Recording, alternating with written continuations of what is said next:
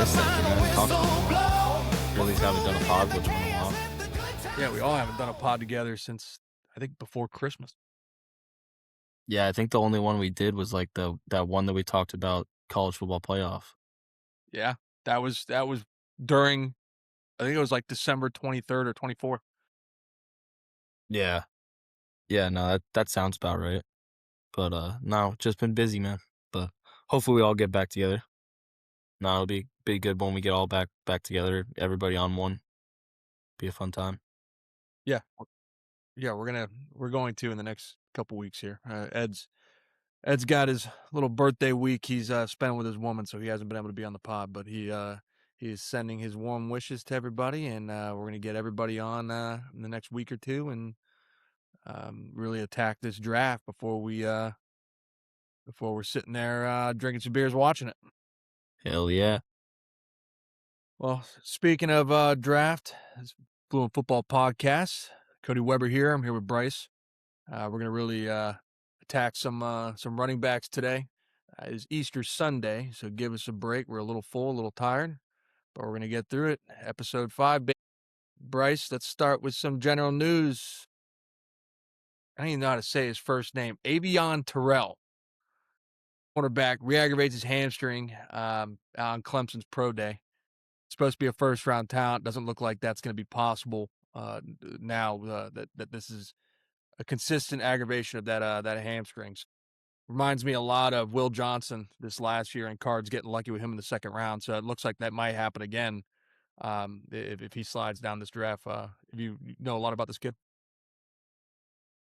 I mean, I know a little bit about him. I didn't really do, any sort of like a deep dive into him or anything like that.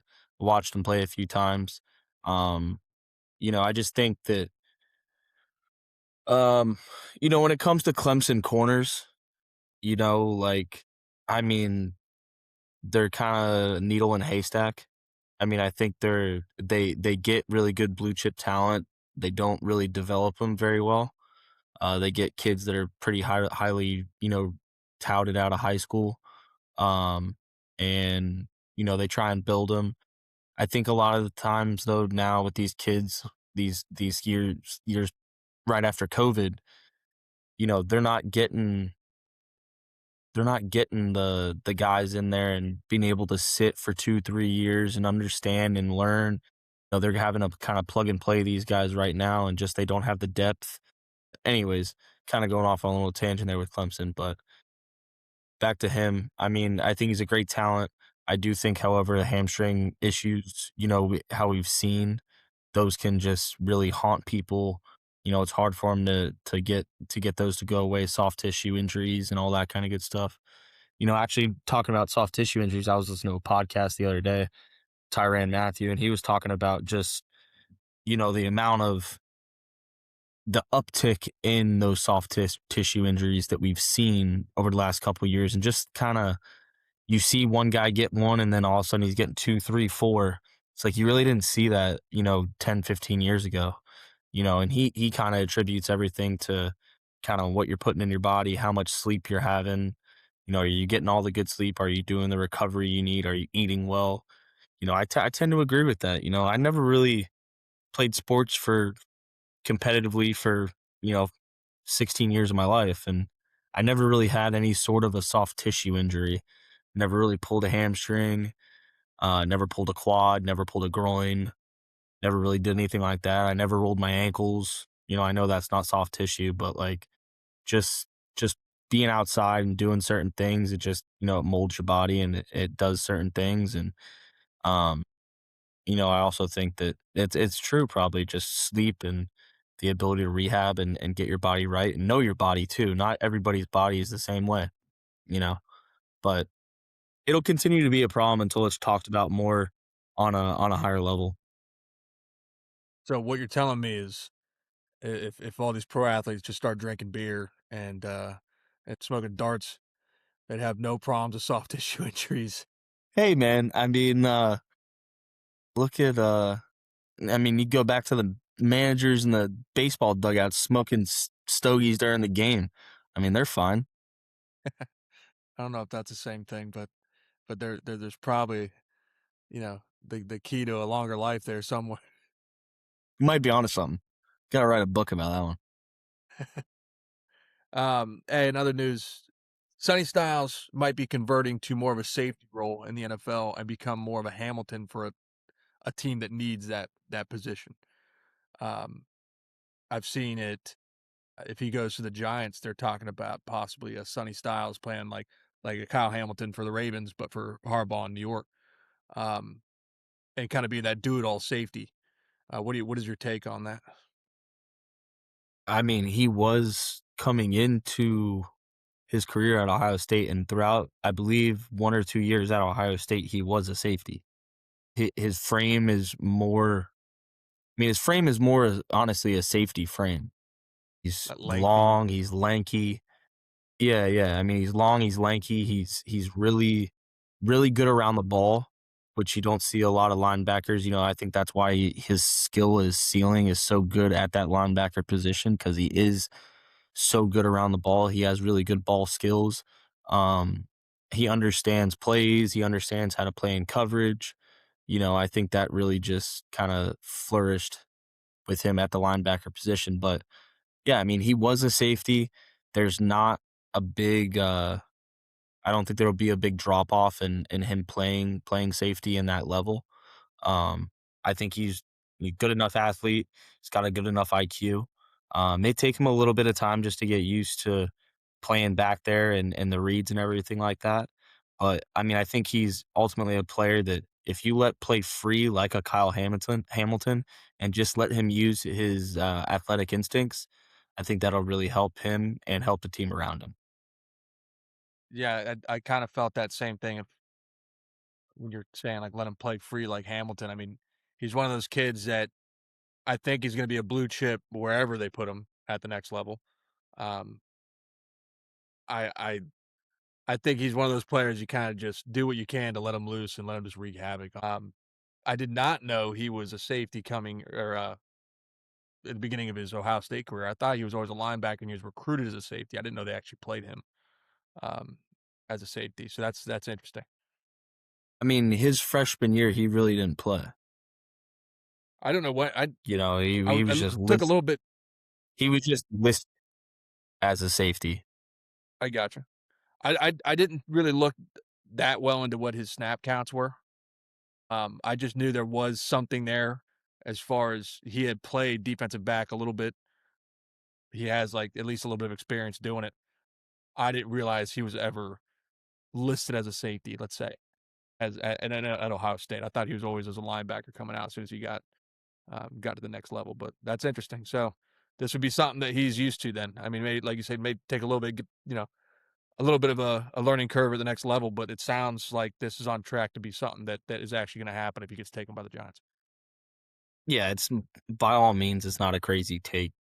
You know, um, I think, I, I think that the little bit of the Kyle Hamilton thing is a little bit of a not a farce, Stretch. but not a good comparison. I think you use him more of just like a rover guy. Like you bring him down. I mean, I know they bring down Kyle Hamilton in the box and he plays in the box and all that kind of good stuff. But I really honestly just think that he's a really, really good run stopper. He's a really good reader.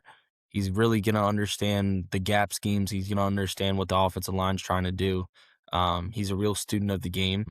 I think that the Giants especially would, definitely benefit for having him in that box position instead of really working on that back end, in my opinion. So this begs the question, and maybe this is a little hard to say. Uh, being before pre-draft, we don't really know where he's going yet. But let's just say he goes to the Giants. We haven't seen him take a snap in the NFL yet. Let's say they do move him to that safety position. They just kind of let him drift around this defense and kind of go where he needs to go. Would you rather have Hamilton, who has been paid or is about to be paid, or rookie Sonny Styles playing the same position? If you were Jim Harbaugh, I'd rather have Kyle Hamilton. I think he's a see, and the reason I say that is he he kind of played that position at Notre Dame.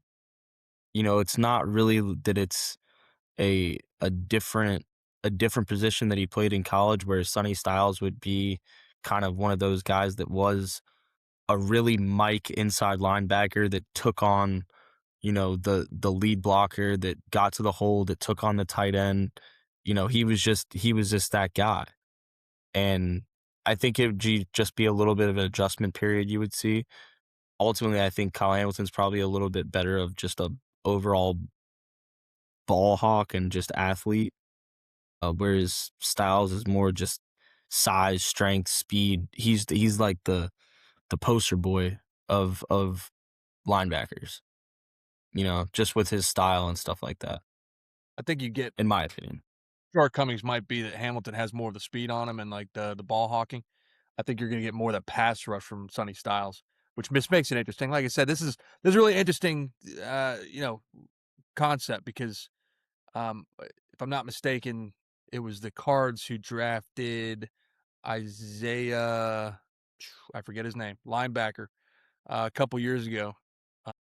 And when he got drafted, we were all like, "Oh, Zaven he's Zaven Collins. no, I think it was I think it was Simmons, Isaiah Simmons. I think it was Isaiah Simmons. Oh yeah, yeah, the kid from Clemson. Yes, and he was kind of just like plug and play wherever you need him, you can stick him on that defense at from snap to Yeah. snap. And he was kind of a do it all player. And obviously he was a bust. I think that was more of a Cardinals fault than anything. But um, this is the first time I think we've seen a player come out of college where I kind of feel that same way, that like that's exciting. That's fun to see. If he goes to a good defense and he pans out, like this is going to be this is where people who like to watch defense and offense, this is the part of the defense that we like to watch, is a player that's able to, you know, he's fun to see what he's going to do every single play. Like I said, I don't think we've had this since Isaiah Simmons. So it's gonna be interesting to really, to see where he goes and how they apply him. I've got a little bit problem with our podcast so far, and that is I am fucking falling asleep. And it's not the takes, it's not what we're talking about. It's just full of fucking Easter food. So I'm gonna try to liven it up a little bit real quick, because I got something to talk about that we kind of should have hit this last episode, but the memes didn't drop until later that week. Tiger Woods, the memes that have come from his DUI are special, dude.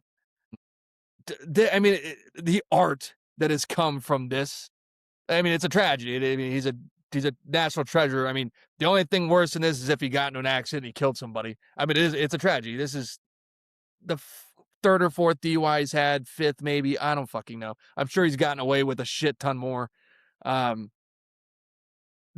if there's a silver lining in all this, the memes are absolutely fantastic. And I'm going to put a couple on the screen just so you can see a bunch. My favorite is like the ET looking one where he's got the fucking blanket over his head. I didn't even think it was real because it was so perfect. I the joy these have brought me. Yeah, dude. He's trying to phone home all right. He was phoning Trump. He's like, Trump, I'm on the side of the road. And he's doing this thing where he's like fucking doing this thing and clapping. Dude, I was fucking crying. I was fucking crying. The one where he's got his glasses on and he's kneeling down and he's like, I think I sent my brother-in-law, like the quote was like, when I'm watching my dumbass nephew look for an Easter egg that's right in front of him. I'm like, dude, the best. The best. The best memes that I've seen, like for sure, the best memes this year. It's already happened. That's the best meme content we're gonna see all year. And like, you got to kind of enjoy that when you get it. Good stuff right there. Other than the golden memes we've gotten from our goat Tiger Woods, we were talking a little bit about Sonny Styles. They may be not changing, but taking a Hamilton type role. This player supposedly is changing his position. Penei Sewell, reportedly moving to left tackle. Are we worried that this is going to be a problem, or at least are we worried that he might come out a little cold to start the season? Or is this an absolute no-brainer? This should have been done years before, because he's proved he can play anywhere in an offensive line. The way that I would kind of describe it would be just a luxury. of having a guy that's that athletic, that's that big, that has that IQ, that has that tenacity, that you're able to kind of plug and play in any position that you need him on the offensive line. Um, I do think that it's just kind of something that they're forced to kind of do, and it would give them the best, option and best, you know, foot moving forward. Um, and just, have him on that O line, have him protect that the backside of the quarterback. And hopefully, that just gives the quarterback a little bit more um, notice and wherewithal and just confidence to go ahead and deliver the ball wherever he needs to. And he's not gonna be thinking about it. He's not gonna be, worried about that side of the line anymore. That's the type of guy that can change a game and change the whole line, change a team, and change a season. So, I think it's a good move. I have a little bit of a take on this. Um, I think it was. I'm not going to sit here and argue that Penei Sewell can't play anywhere he wants on that O line because he can. He could play anywhere. I mean, he would be probably the best guard in the NFL if he moved inside. He could probably take snaps as a center if they had to. And I think he could play right tackle and left tackle to the he could be the best at that at either side of that line in the NFL depending on where he wants to be. I think they jumped the gun a little bit though because they do have to if Penei Sewell is going to be sat at left tackle, they do now have to draft a right tackle this year somewhere in that draft. They've had a lot of people that have retired this year, a lot of anchors on that O line. Um, I would rather have seen them make this decision, or at least this public decision, until they got through this draft.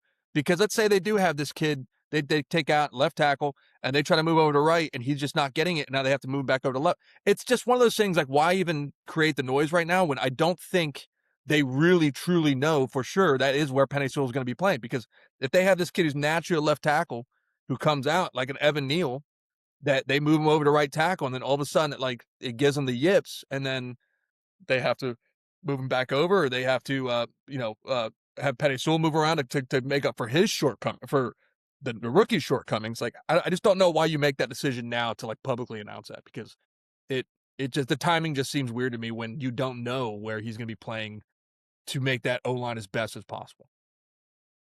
And I tend to agree with you that maybe it was a little bit jump the gun ish, in that frame of mind.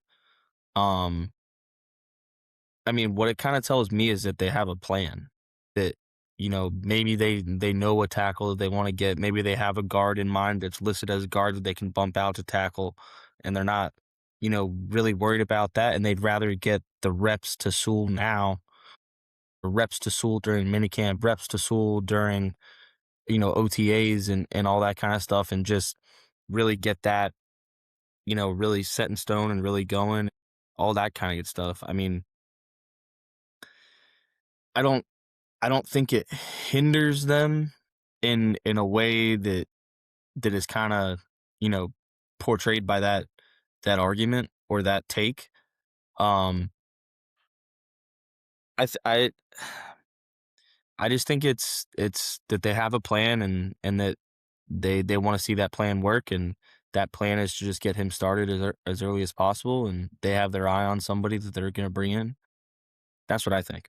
But if they don't have a plan, then it's completely barbaric that they would do that. I agree with you.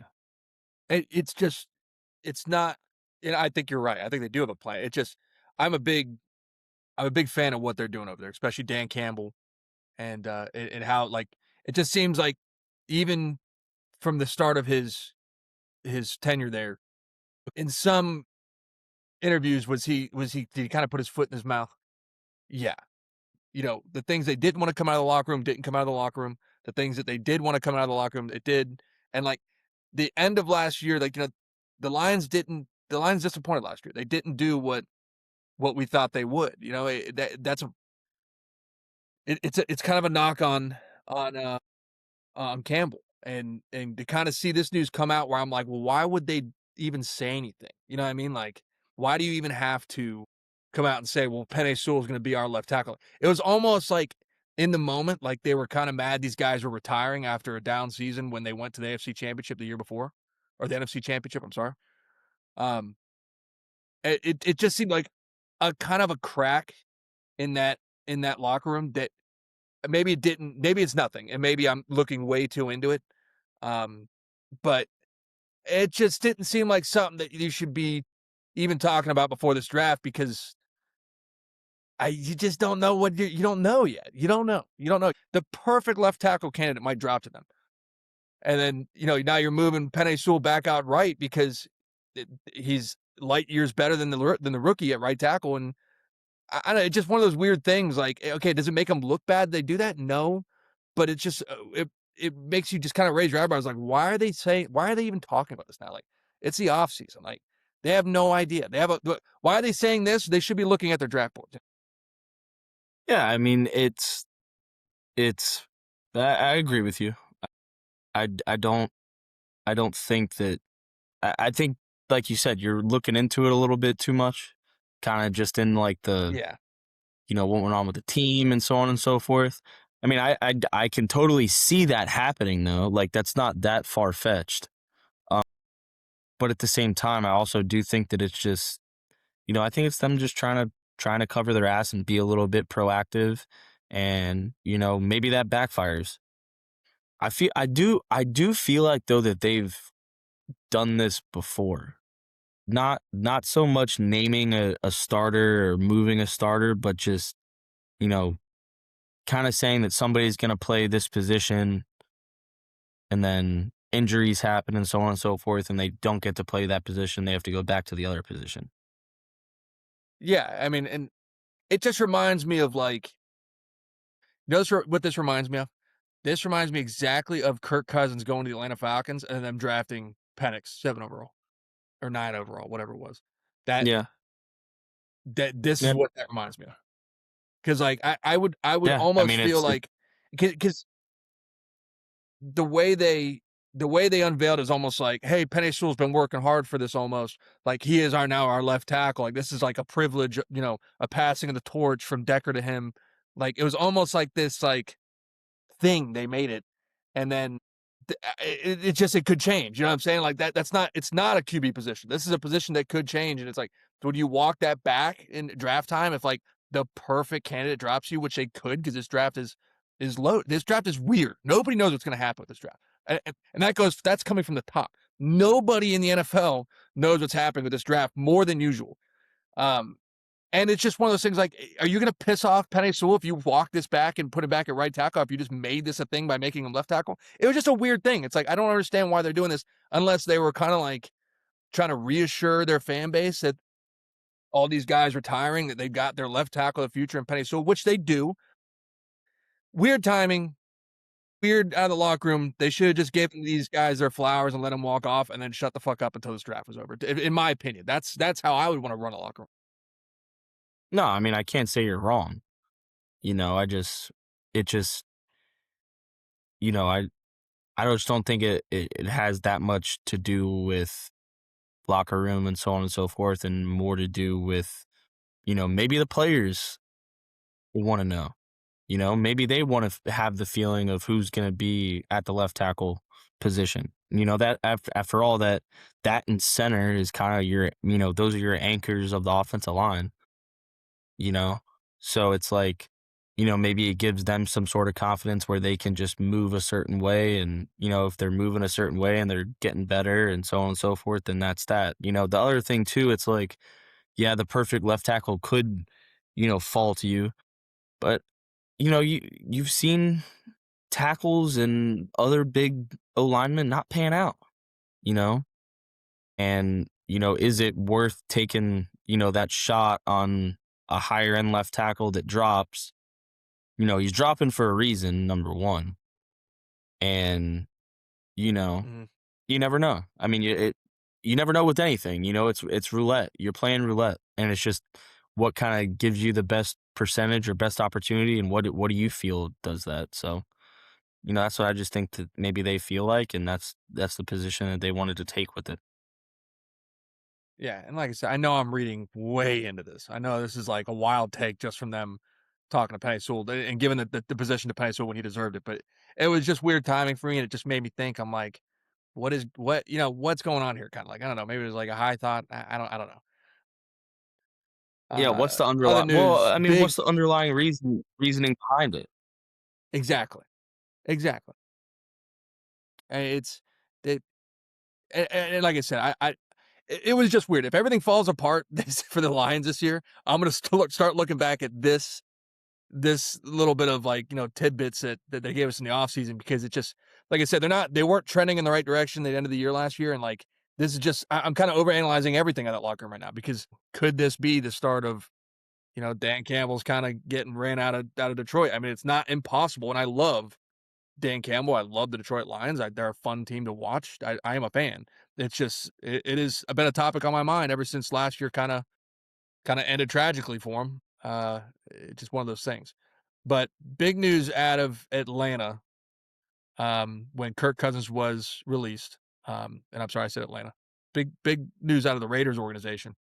Kirk Cousins was released, now added to the Raiders QB room.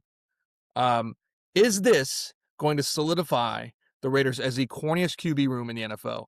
It's another one of those mind-boggling things where it's almost like, what the hell are you doing? It's almost the Falcons of last year. He's in the same position.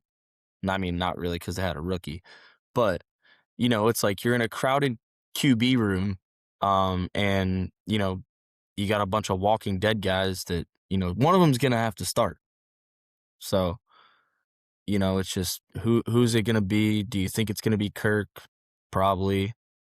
Um, you never know what's gonna go on. I mean, it's just it's it's odd. It's odd to see teams take this approach when you've seen it fail so many times, you know? And it brings the question to my mind, what are we trying to accomplish here with having all these guys in one room and no really answer to the problem that's at hand, and can they have a franchise quarterback? I I'm gonna zig on this. I think this is phenomenal for the Raiders. I think this is the first time. This is the first offseason that I can remember. I mean, I remember they had a great free agency and offseason when they had Antonio Brown, and they had they had some pieces that um it looked promising for the Raiders, and everything fell apart on Hard Knocks. But this is the first time I've actually looked at the Raiders as an organization and looked at their direction. I think they're putting it together. I think they're finally putting something together that is going to last more than a couple seasons. Like I'm starting to see the input of Tom Brady on this organization, because I think this is different in a sense from when Kirk went to Atlanta. I think Kirk completely thought he was going to be the starter. I don't think that there's any news story out of that organization from draft night to now that have discounted that take. Kirk was brought there to be the starting QB for Atlanta Falcons. They draft Penix, shock to him, and that was kind of like that locker room, that QB room. Their trajectory was kind of doomed ever since they did that. Not to say that I thought taking Penix was the wrong move. I mean, there's a lot of people on the fence about that. I tend to say that, I liked Penix.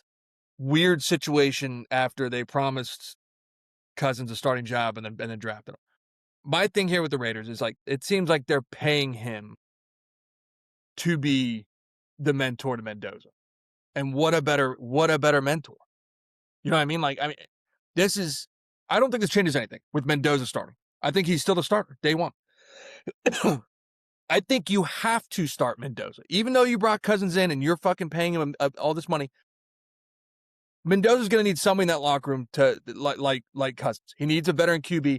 You can go get some backups that would probably do something similar, but Kirk Cousins would be awesome in that locker. If they brought him in and saying, hey, you're not going to start, Mendoza's going to start, you're going to be the bona fide backup, and we want to pay you to help bring this guy up. You're over the hill. There's nobody who wants you to starting QB in the NFL right now other than dumpster fires. Come play with us, ride the bench, make $117 million guaranteed to bring this QB up. to be our perennial starter. The thing with the Raiders, and this is where like this could turn bad real quick, is if they do plan on starting Cousins. I think the Raiders need Mendoza to start in the sense that the Raiders are at a really high point right now. They've got the number 1 over pick. They had the Max Crosby thing where they traded him off, and then he gets kicked back by Baltimore. Now all of a sudden you've got this pissed off, galvanized Max Crosby that's ready to tear somebody's head off for the Raiders. He wants to be a Raider now. I don't think he's going to get traded. That defense is looking awesome. And you've got the number 1 pick where you're taking Mendoza, who was just a Heisman winner, who just won a lot of hearts in America over. You're bringing him in, okay? You cannot let the Raiders start 0-4 with Kirk Cousins. You can't. That locker room has been through so many shit seasons, and this is the most hope they've had. You cannot let that locker room go 0-4 with Cousins and then start Mendoza and expect that to be the turnaround.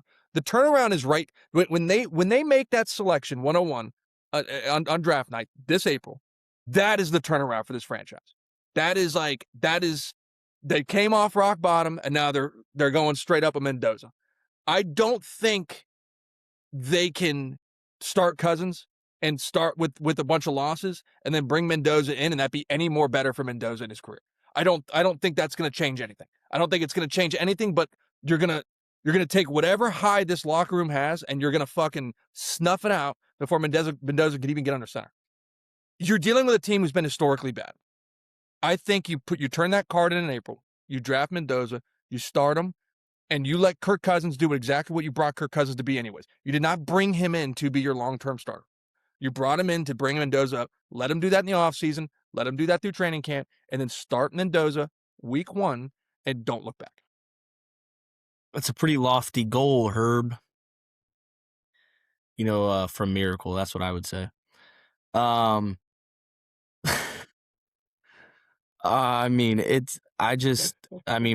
Look, I understand that if you feel like you're gonna draft Mendoza and he's gonna be the savior and this, that, the other.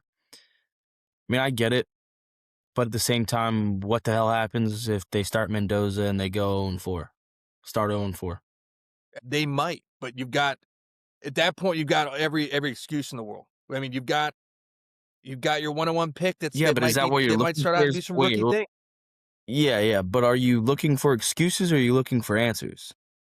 I mean, if you're looking for an answer, then I don't think investing money for an older quarterback if you're not going to play him, why are you investing that much money into him?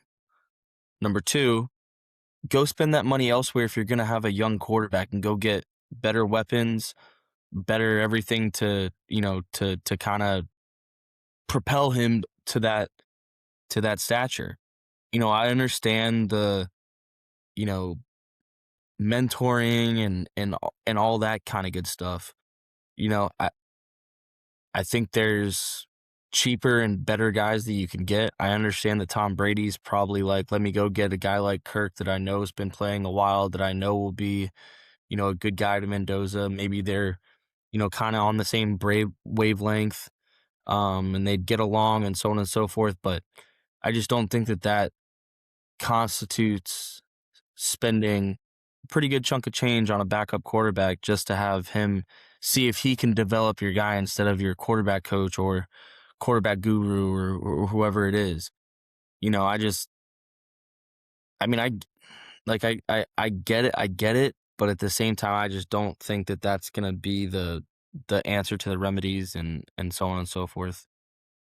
I do understand the whole thing, like turning the page, fresh start, let him go out there and, you don't want to go 0-4 with Kirk and then put him in the 0-4 hole and then expect him to succeed because he's not going to succeed.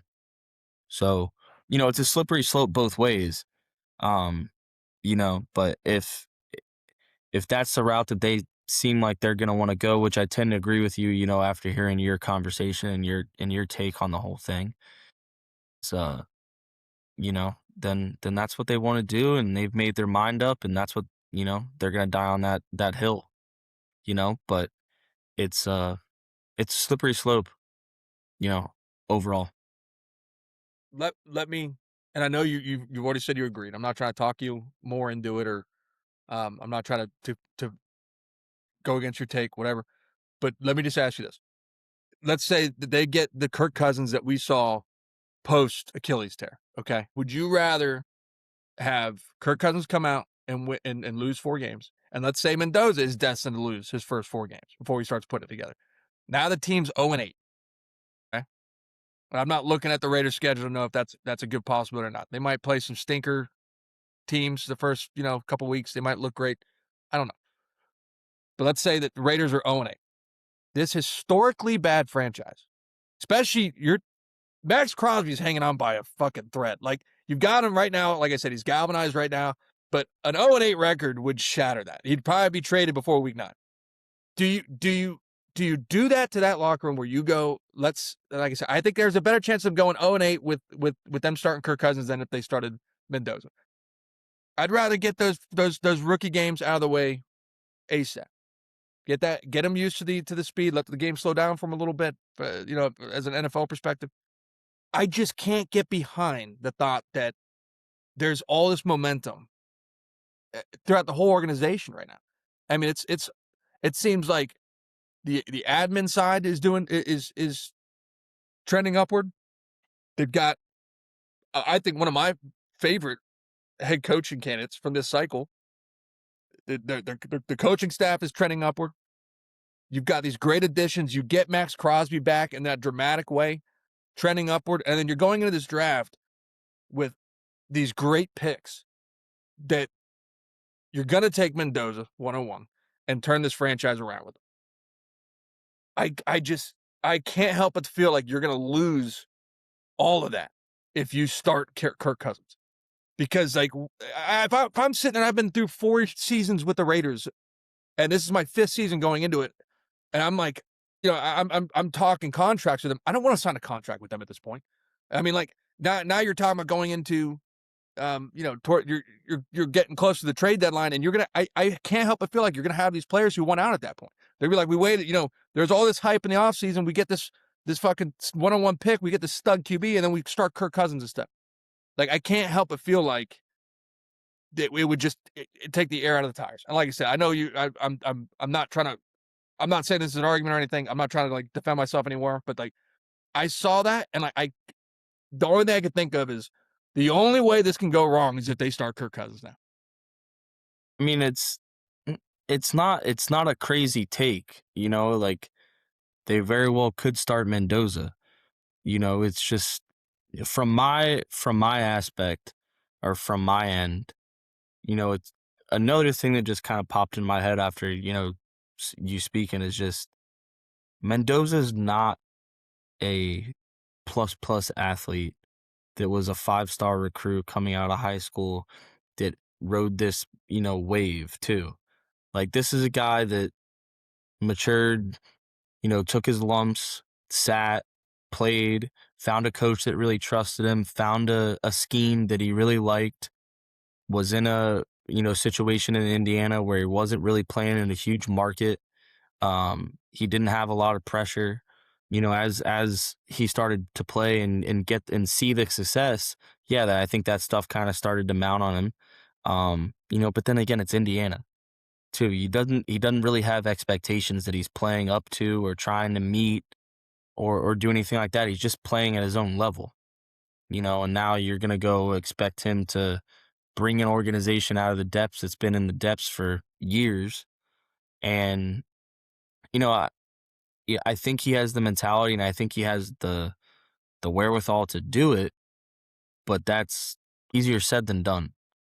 And, you've seen guys that have been drafted in that 1-1, 1-2, 1-3, 1-4, 1-5 that have supposed to have been these saviors, and they've been these crazy blue chip athletes, these 5-star quarterbacks that are supposed to, be the saving grace from when they hit college.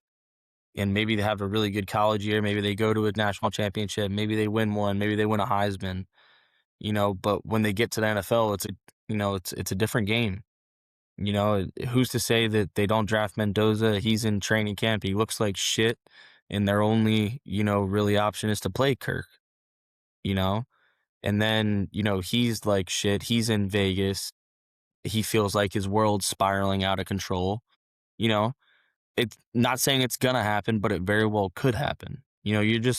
You're kind of seeing a guy that hasn't really had the spotlight on him very much throughout his whole life, and now all of a sudden he's gonna be the 1-1 overall pick in the NFL draft and supposed to be the savior for a program or organization that just hasn't been with it the last couple decade or so. No, I get on board with that too. I'm just maybe it's just a me thing. I have like ready for the Raiders to be good again. And like it just seems like, oh fuck, we gotta watch Kirk Cousins start for this team, which like I said, he could be back to a lot more of his old stuff. I like Kirk Cousins but I don't I haven't liked post Achilles Kirk Cousins, if that makes sense. Yeah, for sure, for sure. No, he definitely took a downhill turn, and I mean he's old too, and that's a devastating injury too when you're at that He's old. age. I got one last little piece of news from around the league, um, the league and beyond. You are going to love this. Eric Weddle has a son named Gage Weddle. He is the number one safety coming out of high school. He's a junior in high school this year. I don't think he's out yet. He hasn't committed to a school, so he's got one more year of high school play, if I'm not mistaken. He's rumored to be enamored with Ohio State, and he is also a two-way player, plays QB.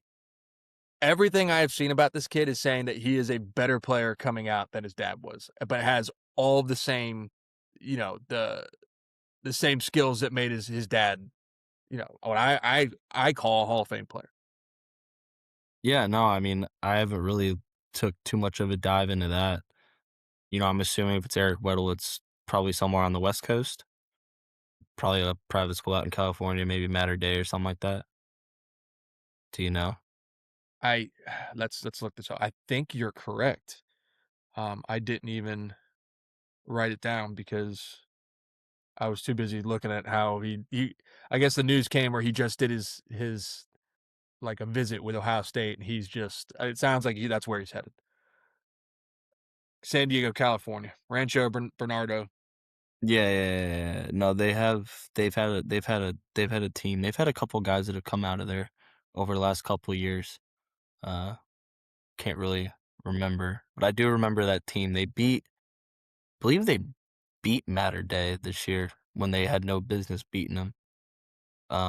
But anyways, um, yeah, I mean, Eric Weddle was a all-time safety. One of my favorites watching. Growing up.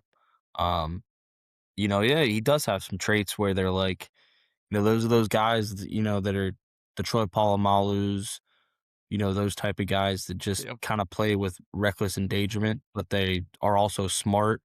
They'll hit, they're not scared of Yes. anybody. Um, and they're just, that's a trait that is tough to find, and it's not something that you can coach or teach. So you have to have it. That's one of those innate traits that scouts talk about, coaches talk about, where it's just, one thing where it's a major go get for certain guys, and it's not something you can teach. So, No, I love that you said he's got the smarts and he's got the. I mean, he just he lays wood, dude. he Eric Weddle was just awesome growing up watching. I mean, it smart, and that's exactly what they say. Why this kid is so good is that his football IQ, I guess, is just second to none. So he's gonna be really fun, and he's also greatly sought after by Michigan. So if he goes to Ohio State or vice versa, that's gonna be interesting to see. yeah, man, no, it's a battle all the time for those guys. You know, it's it'll be it's always gonna be a battle between those two schools, just trying to get the same guys, especially those blue chip athletes from the West Coast. Try to get them over into the Big Ten and get them, acclimated. Especially with the Big Ten kind of branching over to that West Coast. I think they definitely get more screen time on the West Coast. They're being watched. They're being seen more. So you're seeing a little bit more of exposure from the recruiting cycle out of the West Coast through the Big Ten schools, Penn State, Indiana. Indiana even. They're taking a huge jump with trying to get some of those JUCO players, or high end high school athletes that are coming out. Um, so ultimately, I think it's an awesome thing, and even though we're in a recruiting battle, it's good to see. Yeah, for Debbie guys, I've seen a lot floating around, and I'm I want to get better at paying attention to some of these high school kids coming out. Um, Yeah, they're saying that this recruit class coming up in 2028 is going to be a doozy. I mean, I see a lot of headlines about this guy visiting here and this guy visiting there. It just seems like there's a lot more buzz about this 2028 class than there usually is at this time of year. So, especially when you got names like, you got names like Weddle, like, as a number one prospect. I mean, it's just it's making me think we might see we might see some really big names get go to some special colleges here. And I'm excited to see where they go. To kind of pivot. So this is gonna be a little bit of a Dolphins rant because they just can't fucking do anything right. For those who don't know, they had the annual coaches photo come out. What are you doing, Halfley? You picked the one guy you sit next to is fucking is Vrabel. This photo comes out, and for those who don't know, Big Cat over at Barstool does a breakdown of the annual photo every single year, and it's hilarious. If you guys haven't seen it, go check it out. It's amazing. Halfley with his bad fucking hair sits next to Vrabes, who is man spreading Halfley into oblivion. I mean, just like he might as well have like had Halfley sitting on his lap. He might as well have been sitting on his lap like a little puss. Like he looks like he's like Vrabel's assistant sitting next to him. Like I'm like, you couldn't sit anywhere. You're the Dolphins head coach. You're gonna sit next to the Patriot. Like you don't look that good, dude. You don't look that good. Nobody would look that good next to Vrabel. Okay, anybody could sit next to that guy, and 9 out of 10 times it's like, yeah, Vrabel looks like he'd fucking fuck that guy's wife while he watches. Like you can't start out your tenure in Miami making those kind of decisions. Like head on a swivel, my guy. Like that's the chair you see and go, oh yeah, I'm gonna sit next to my guy Vrabes, who's gonna fucking kick my dick in for the next 2 or 3 years. Like that's so. Like what are you doing? Go sit next to McCarthy or stand up and like just anywhere. But where you sat would have been a better decision. I saw it and I'm like, you got to be fucking kidding me, bro. Like it was a perfect representation of what our rosters look like right now in my head. I looked at it, I'm like, yeah, well, that's Dolphins and Patriots football for the next 5 fucking years, probably. Like, we're just going to get just fucked, man. Just fucked. yeah. I mean, bold strategy, Cotton, with that one. I the fucking Halfley couldn't hold very jockstrap if he wanted to, and then it's yeah. I don't understand it. I mean, maybe there was something where they had to have like the coaches from each division kind of stand next to each other, if that's what you want to say. If that's going to be his I excuse, don't think he's so. got to I'll go come up back with and something look. good. Yeah, but okay, you're supposed to be a defensive minded coach. Play some fucking defense. Get Aaron Glenn and throw him into that fucking guy. You don't sit right next to fucking Vrabes, dude. like just anything that what you did would have been a better decision. Like I look at it, and I'm like, of course. I couldn't even see Halfley for 20 minutes. I looked at that photo and I finally realized he's sitting right next to Vrabel, just getting just. I don't even know if I have the vocabulary to explain how much of a vagina Halfley looked like next to him. I mean, he is. I don't think he looks like a football coach. Yeah. If I was Ross, I would have fired him right there. But like, just get. Like, who else is available? Like, get McDaniel back. But the Dolphins love to do that, though. Like, how do you have this track record of hiring these fucking pipsqueaks other than fucking Dan Campbell? Like, you hire fucking Joe Philbin who looked like he was fucking 70 years old, a walking fucking stick on the sideline. Then you hire Mike McDaniel, who looks like he's a fucking deserves to be around a computer and looking at stats all day. And then you hire this guy. I mean, it doesn't make any sense. And I've seen pictures of Halfley. I never thought, looking at photos, I'd be like, oh, this guy's like a wimp. I don't think he is. I just think I think his game planning there was just fucking horrendous, dude. Like I said, I want a little more situational awareness. I want your head more on a swivel, bud, because like you did not check your surroundings when you started smiling like a fucking dork for that photo. Get a clue. Get a fucking clue. Fuck you, Halfley. I already fucking hate you. I'm just kidding, baby. You better lead us to the promised land. Also, second thing I saw, really the only other thing I saw from that photo that I didn't see Big Cat really touch on, Liam Cohen is a fucking unit, dude. I'm like, there's no way that's Cohen. Yeah, he's a big dude. Guy is fucking huge. Yeah, no, he's a big dude. I remember seeing some of the, stuff during the season where they were doing like locker rooms, when they were in the locker rooms and they were talking after wins, and just seeing him walk around compared to some of the players. I remember being like, damn, he's a pretty big dude. He doesn't look like he's out of place, I'll tell you that. Yeah, I saw the same videos. It's just a little different when you see him next to all these coaches, and I'm like, holy fuck. Because, like, we know Braves is huge. I mean, we know Dan Campbell's huge. Cohen would look bigger than both of them. I mean, I can't believe, what is Saleh thinking? Like, even participating in an argument with that guy in the middle of the field. I mean, Saleh probably knows, like, Crom Legale could probably, like, fucking just, like, rip Cohen's fucking throat off or something, but, like, Cohen's huge to be having an argument with that guy. Yeah, I think he's a little bit of a goof, though. I just think he gives off like that goofy, 100%. just like doesn't look like he's much of an athlete type thing. Kind of looks like he's a center in basketball and just kind of stands in the post and doesn't do anything. A big goon. Like what's that guy's name? Lurch? What's that guy from the fucking Lurch.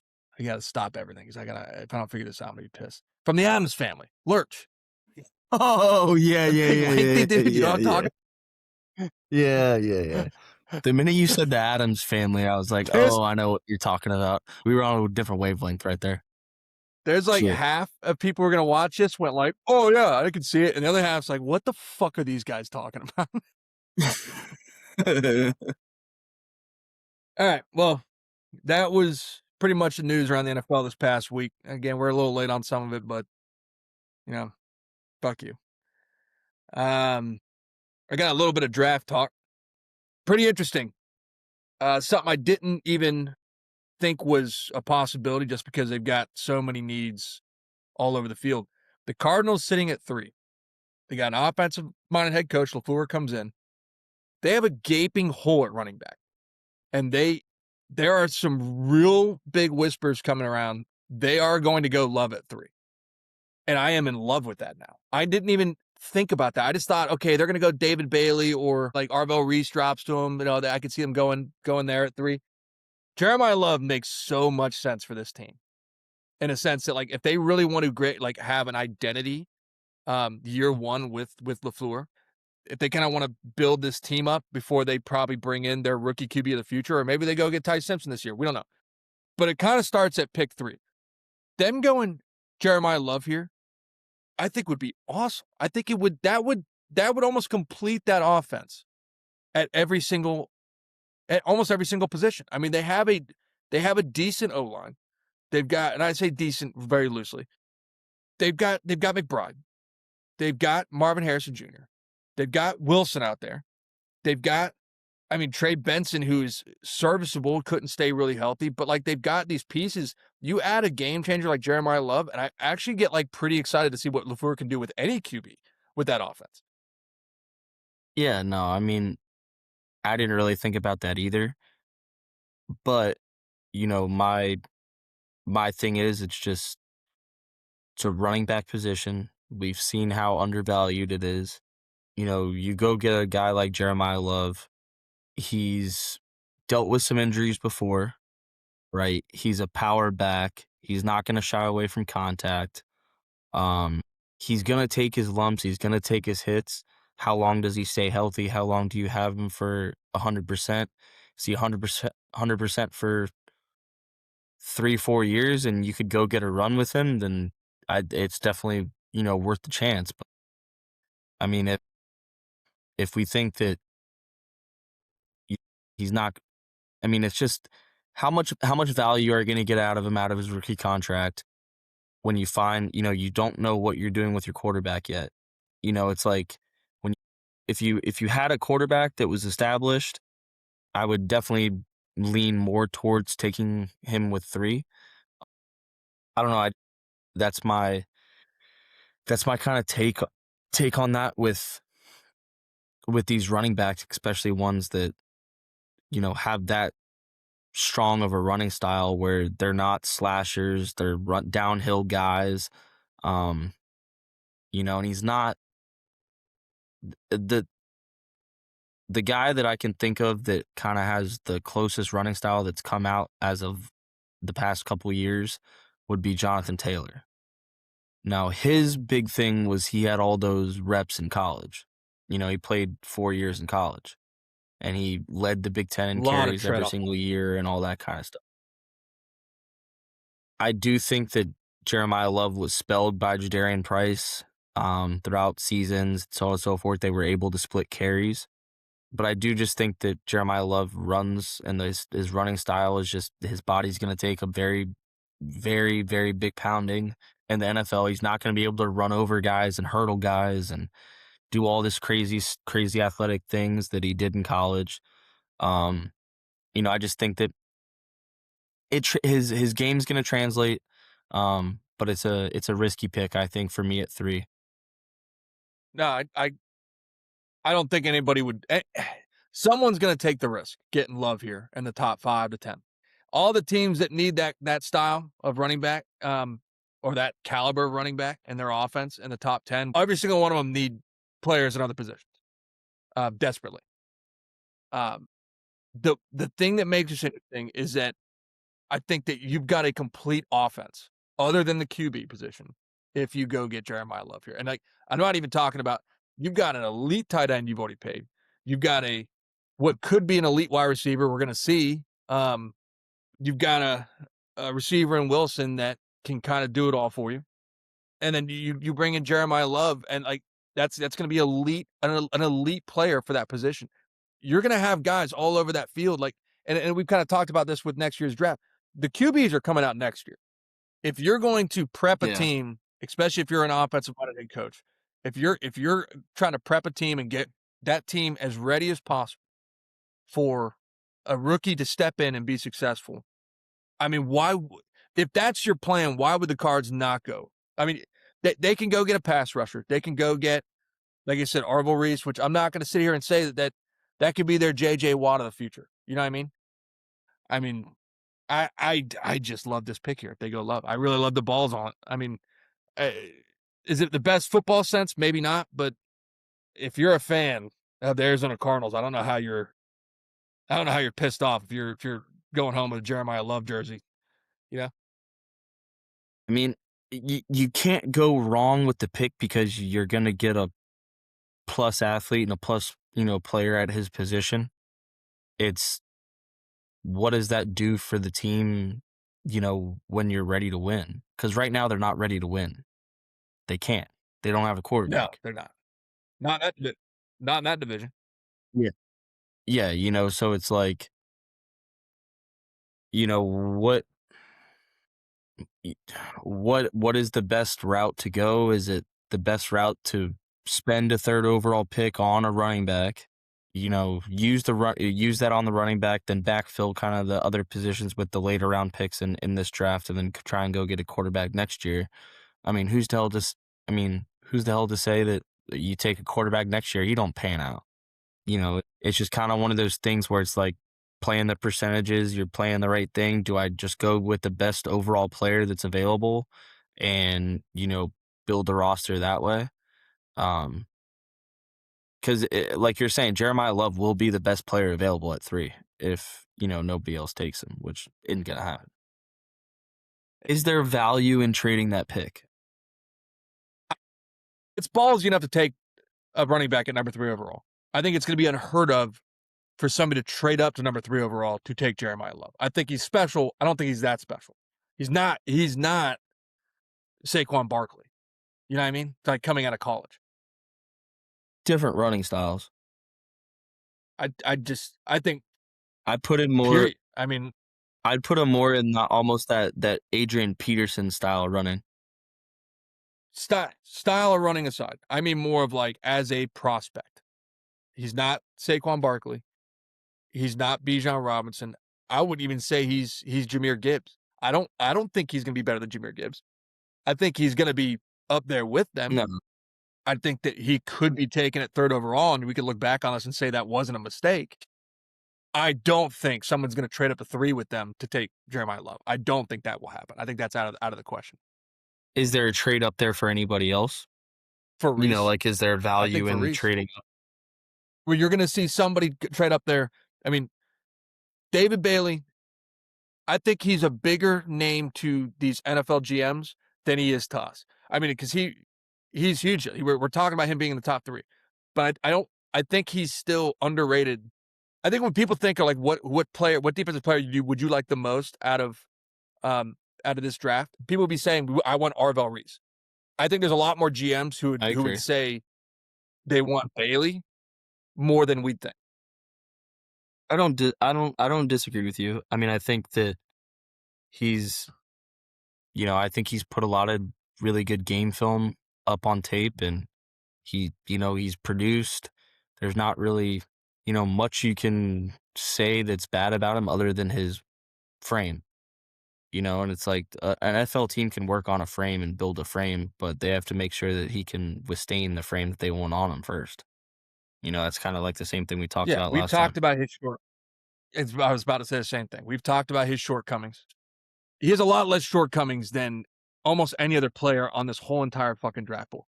We spent a lot of time on his shortcomings, but that's just because he's going to be highly picked apart because we're talking about taking him at 3.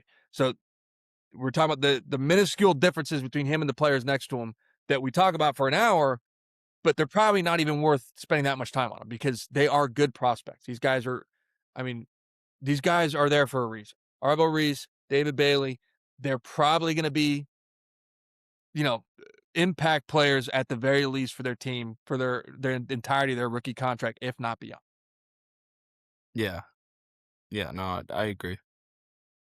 But now to answer your question, I do not think there is a chance that anybody gives up what I would think would be multiple firsts if they include their own draft pick this year to move up to go get Jeremiah Love. I don't think that's possible. I think that you could see somebody move up to take Arvell Reese or David Bailey. I don't think that's possible to go get Jeremiah Love, though. So you'd see maybe somebody move up, throw a second at the Cardinals to move back a spot or two to go get one of these defenders, and then they sit where they're at then and take Love. Sure. And at that point, I would even say it's even safer of a bet. But that's got to happen before we can say, that they've got to make that trade before we say that this is even in the realm of possibilities. Yeah. Yeah. No, I hear you. I've got one more little bit of draft talk to talk about, and then we're going to get into 2 running backs I think you've got 2 as well. And then I think that's going to wrap it up. Do we need to take a break, or do you ready to get into it? Perfect. Piss break. All right. We're back. So I'm going to start off. I'm sorry. More like I'm going to finish off this little bit of this draft talk. So the Dallas Cowboys at 12 are getting more and more interesting. George Pickens got franchise tag.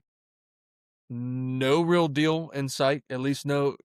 It's Dallas. Usually when they're working on something, they're close to something. We know it. Because Jerry Jones makes it either he makes it part of the media when they're completely far away from a deal or they're close to a deal. And right now it's crickets as far as Pickens hammering a deal out with Dallas.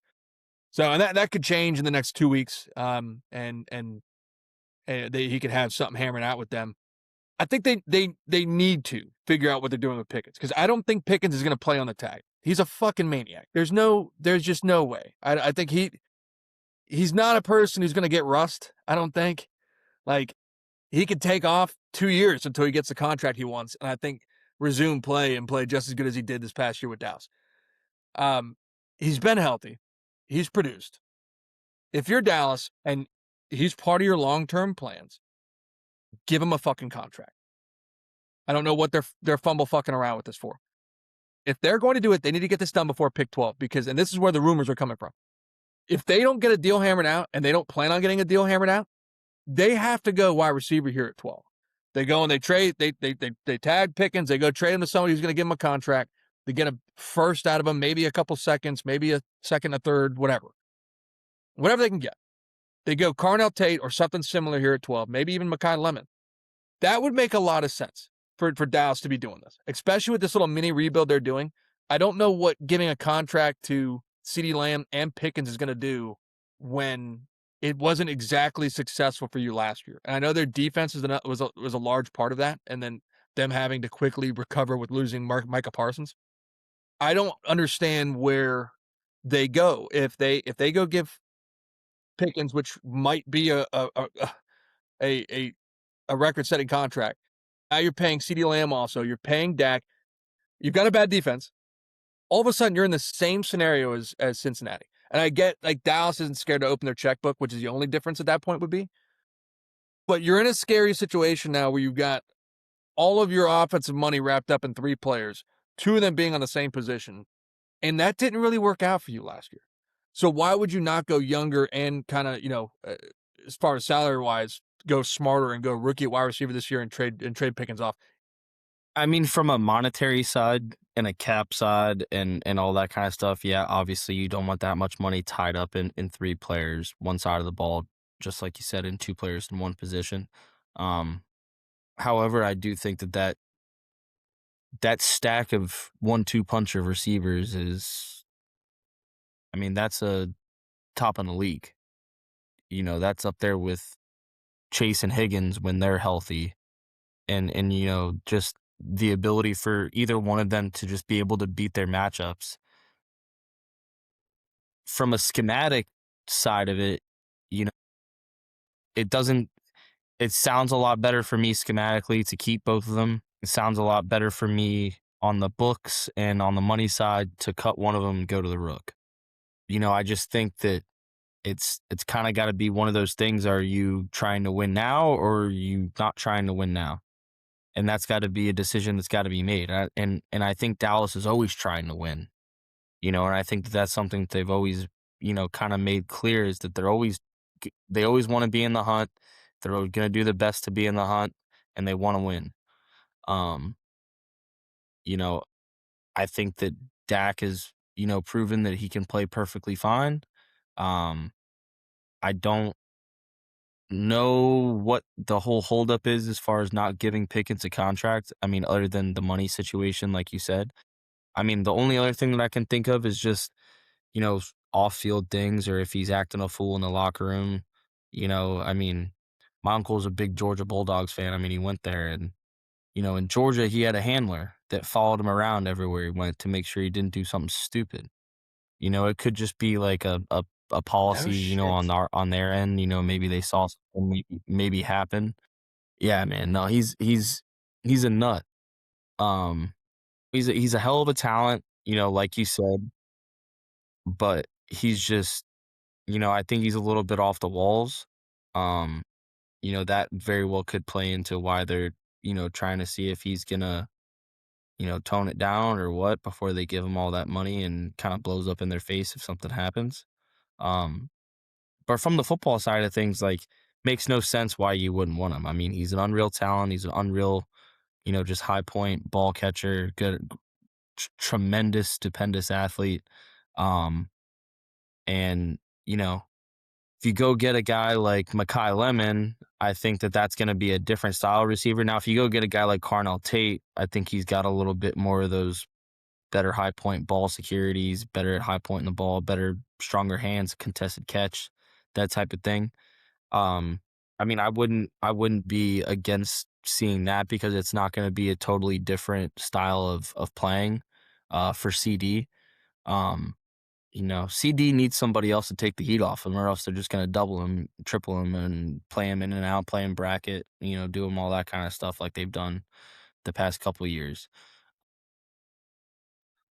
It's kind of, like one of those things like I just said, does Dallas want to win now or does Dallas want to wait? If they want to win now, they they got to hope that George plays on that tag.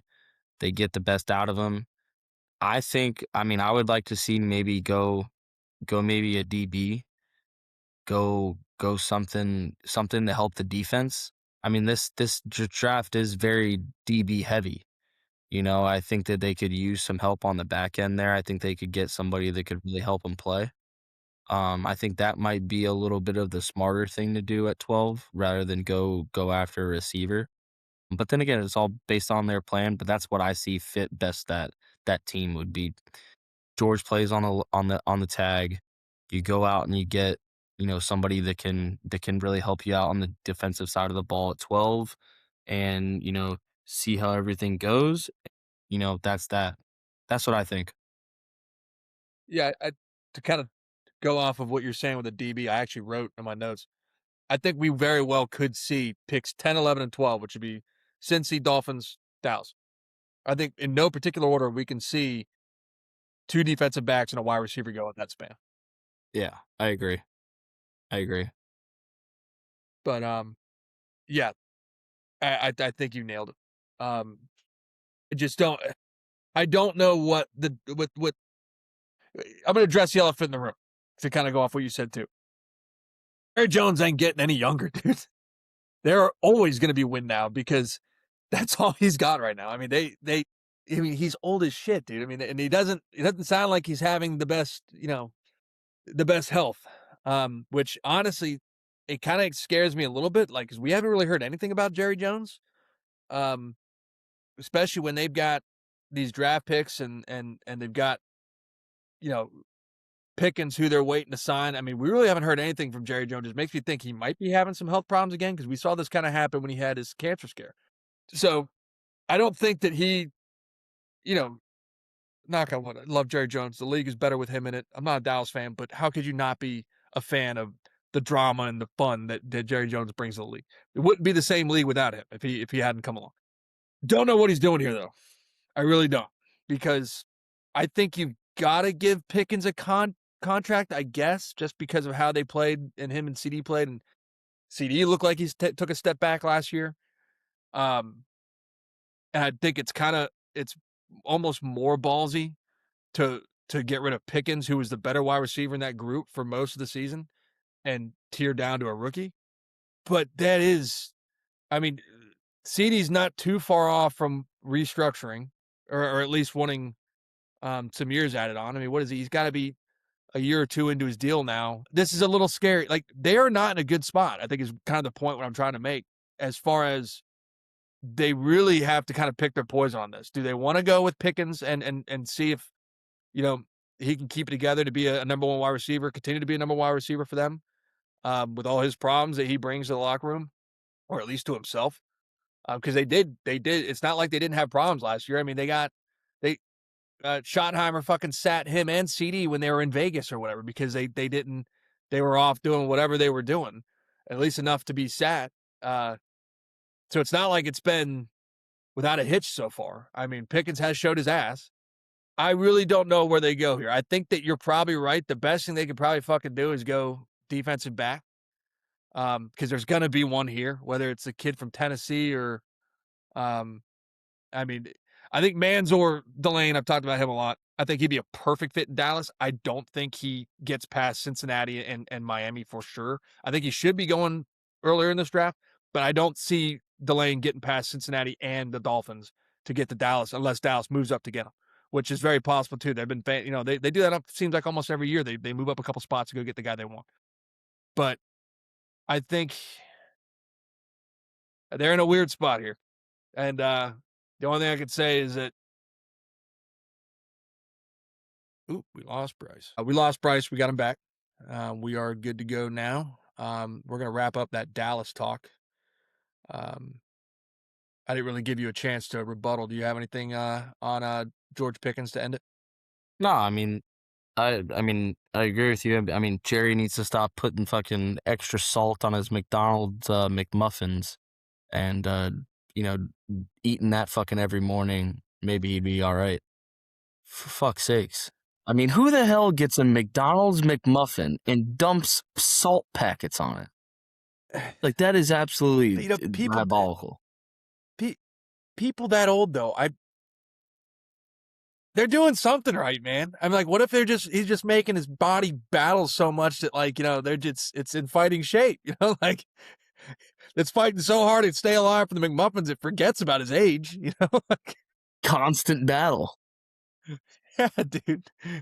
So, Jesus. No, but that's all I need to say. if you want to move in, That's all I gotta say. I had to get that one in. that was a perfect ending to good old Jerry. We got some rookie RBs, and this is really the meat potatoes of what I wanted to get into today. We've already spent a good bit of episode bullshit, in which we love to do. But I want to hit. I want to really talk about the starting running back out of Indiana, Roman Hemby. I don't really understand the hype behind him. There's a lot of guys who are talking him up in the fantasy circles right now, especially.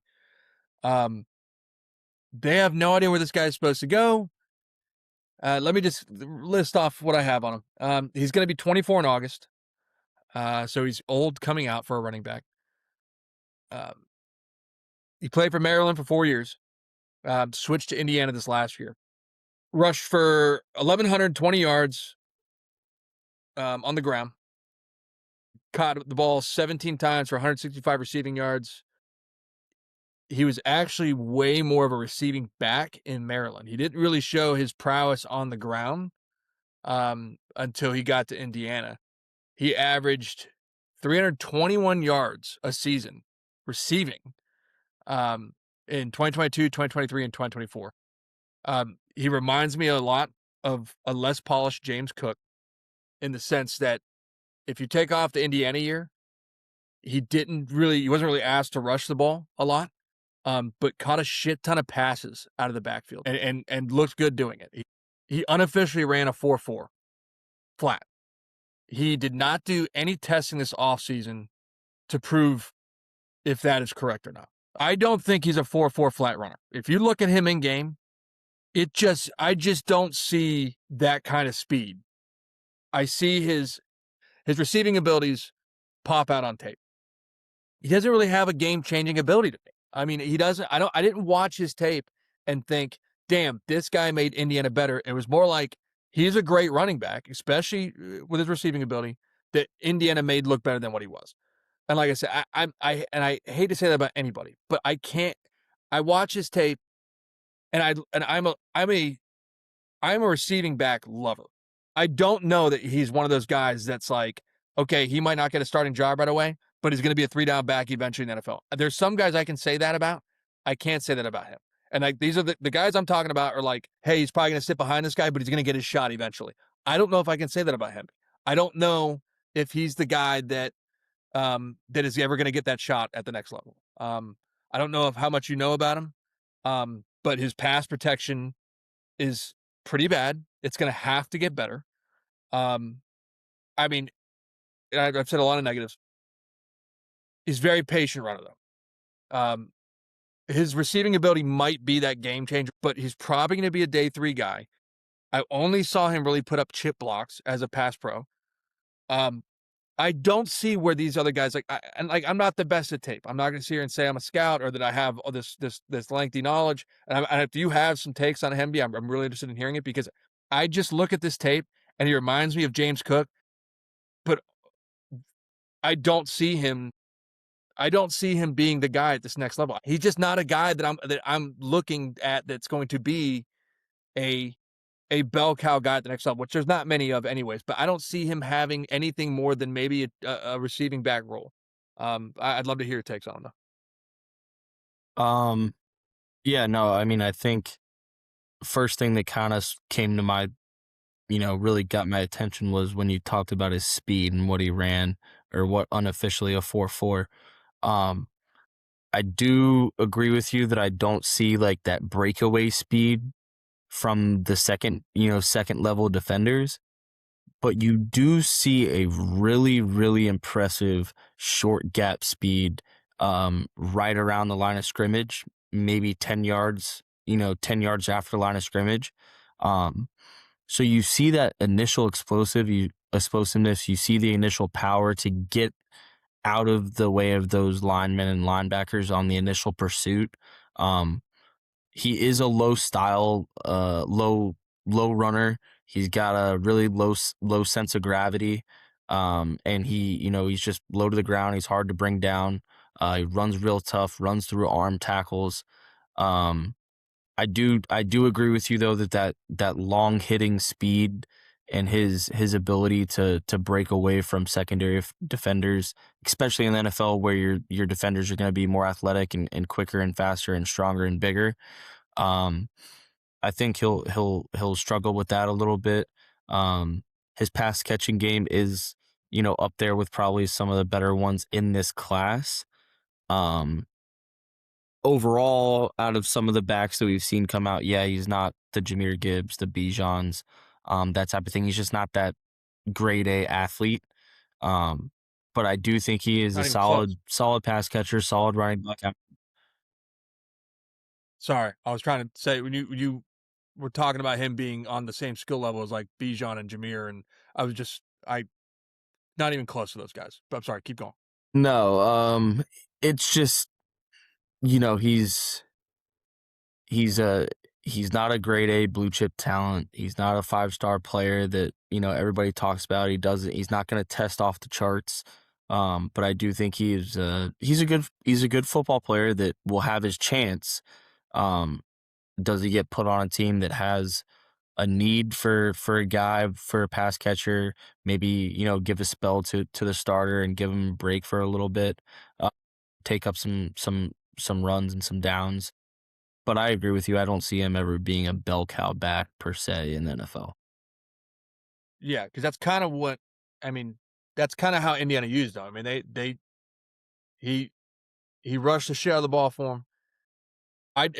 This is where it's going to come to where it makes me think this is going to come and bite me because this is almost the same thing I said about uh, Chase Brown with Cincinnati. I never liked Chase Brown coming out. I mean, I thought he wasn't strong enough. I didn't think he was fast enough for what he lacked in strength. He proved me wrong. He's been awesome at the next level, and Hemby might too. That's why I hate getting in. I am not the guy that's going to sit down here and bash prospects because that's just I think it's stupid because none of us know they could better themselves at when they actually get into an NFL locker room and they're not the player they were the year prior. I mean that's very I mean, these are the pros. That stuff happens all the time. So I hate sitting here bashing somebody. But like I just don't understand the hype that he's getting. And I guess that's where I'm coming from this. Because they're praising this kid like he is the sleeper running back of this class. And I just don't see it. Like maybe if you're just looking at the stats, and if you're a stats guy, look, he had some amazing stats at Maryland, and then he had a great year this past year. But I don't know if he would have had that same year, which you could say about anybody, but I don't think he would have put up nearly these stats on any other team. I mean, the way that they played offense and the style of play calling, yes, they definitely fed their backs a little bit more. It was more of a true kind of pro style offense that they ran with Mendoza. Um, but you just, I mean, I agree with you. I don't think you're going to see the production you saw out of him this year. Um, but he does have the capability of being a valuable running back to a team in the NFL. Never be a bell cow though. That he's not going to be a bell cow. Yeah. I mean, the kicker for me is everything I just said and the fact that he's 24 years old in August. You know what I mean? Like, whew, okay. Starting in 2022, he didn't see the field much in 2021. He only had 17 carries. Started in 2022 going up. 188 carries, 142 carries, 134 carries, and then 230 carries this last year. If you want to put a comparison to Jonathan Taylor in this draft, that might be the guy because that's a lot of tread off his tires. at 24 years old before he even sees a snap in a regular season game in the NFL. I agree, but you've kind of seen though that he has the durability at least. He does have the durability to at least sustain a 230 carry season where, you can't say there are many backs that have showed you that. Obviously, he's got more tread on the tires, he's taken more hits, but he's also seen more football. He's made more decisions in crunch time games. He played in some big, big, big time football games this year with Indiana. Um, he played in some different, elements too. He played in the snow. If he played in the Big Ten, he played in cold weather. He's played in warmer weather. It's not going to be a thing where, you're drafting a guy out of the SEC or something like that that's not used to going and playing in colder weather, going and playing in the snow, and so on and so forth. It's, there's some positives to it, but there's also some negatives. It's just which outweighs, what. No, I agree with you. Do you want to give me one of your running backs real quick, and then we'll get to mine, we'll get to yours, and then we'll start wrapping this up. Like I said, I know it's been already been Who on here for you? almost 2 hours. Who's your other back? Who are you going with? Who are you going with? I'm going with the kid out of Navy. That is, we'll get into it, but the wide receiver slash running back slash athlete out of Navy. Yeah. All right. I'll go ahead and just go with Jonah Coleman. I'll start with him. 5'8", 220, 4'5", 40. He repped out 22 bench presses. Um, Played 2 years at Arizona under Jeb Fish. Before Jeb Fish went to Washington, he followed him to Washington. Um, you know, he proved himself at Washington more as a rusher than he did at Arizona. He still had 2 years where he had some stats. I think he had a combined about 350 yards in 2 years at Arizona. But once he got to Washington, he really kind of found his stride. He's a super low center of gravity type runner, very low to the ground, very hard to bring down. He runs very hard. He's always going to fall forward too when contact's made. He really keeps the feet turning. He really keeps, the knees and the shoulders staying square. He doesn't turn. He doesn't, shy away from contact. He's got great contact balance through the hole. You don't see him get knocked off very much on, the holes that he's trying to hit or anything like that. He can run a very balanced style. However, he is a very, very good zone runner. So he's extremely patient. He lets his blocks set up, and then he has very good acceleration through the hole. You're not like kind of similar to um Hemby, who we were talking about earlier. He doesn't have that home run speed to kind of put you away like some of these backs like the Saquon Barkleys, like the Bijans, like a Kawan Lacey that's gonna be coming out, coming up, that's a bigger back. Um, you just don't see these burner guys that are coming out in this draft. Um, he is he has exceptional ball control. He's had one fumble on 394 attempts. So Wow. that is really not something that you have to worry about. He really holds on to the ball. He runs with it in good positioning. You're not really going to have to worry about him turning over. Um, he's got 34 career rushing touchdowns. So that should show you something, just how good he is in like those short yardage goal line situations. Really keeps the feet churning, really, really keeps the pad level low, really hits the hole, at an accelerated, speed. He doesn't dance. He's gonna hit it. As soon as he sees that gap, he's getting up and he's gonna work to the second level. He's a very decisive runner, which is good. And Mhm. and you've seen guys that can be hesitant and they get caught up behind that line of scrimmage, especially on that zone blocking scheme. So it's going to depend on where he goes. I think for his success a little bit with the zone blocking scheme, he can run just your normal man blocking scheme, power eye, power scheme, whatever you want to call it. Um, he really, really does show that, you know, excelled patience through the whole. Um, there's a couple negatives, that I'll touch on. I kind of already touched on one, but it's just, not having that top end speed. Um, his pass pro. So his pass pro is not horrible. I think it's graded about a 60, which isn't terrible for college running backs coming out. It's not so much his willingness to block, which is some of the problem too with some of these smaller running backs that they're just not willing to stick Mhm. their head in, take on a linebacker, take on, a corner that's coming or a safety that they bring down, or for that matter, a D lineman that gets through and they got to pick him up. Um, but it's just more or less the technique and the hand placement.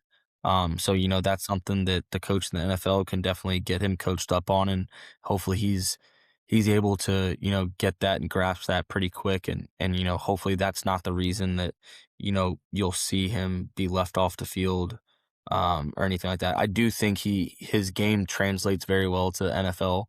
Um, I don't see many blemishes or really negatives, other than that top end speed, like I said. But you know, those guys can make a living without top end speed. They just have to be able to play their angles and understand their blocking schemes and setups and all that kind of good stuff. I guess the only other negative that you really see with him that's like glaring is just some of the injuries that he sustained. I mean, he had a left knee injury that kind of hampered him a little bit this year at Washington. Started off real good, got kind of banged up, nicked up, and that kind of not so much haunted him throughout the year, but it took him a while to get over.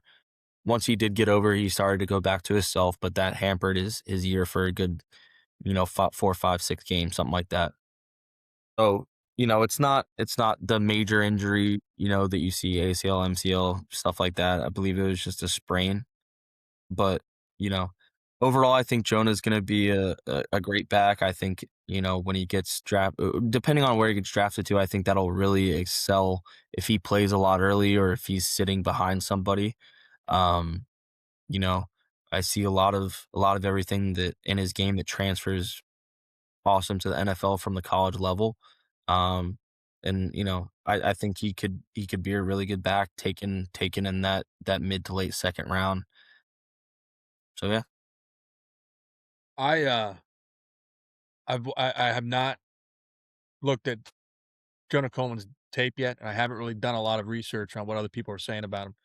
Um, I have though watched Jonah Coleman in game and always loved what he was putting out. Like I said, I think we were excited because we thought he was going to come out last year and ended up staying in. And kind of looking into him, and then it, kind of took the air out of the tires when he stayed in. At least for us, looking fantasy wise and draft wise. What impressed me about his stats is that, yeah, like, if you're just looking at his rushing attempts and yardage, like, you can see, like, he takes a little bit of a dip going from, over 1,000 yards in 2024, putting up a little over 750 in 2025.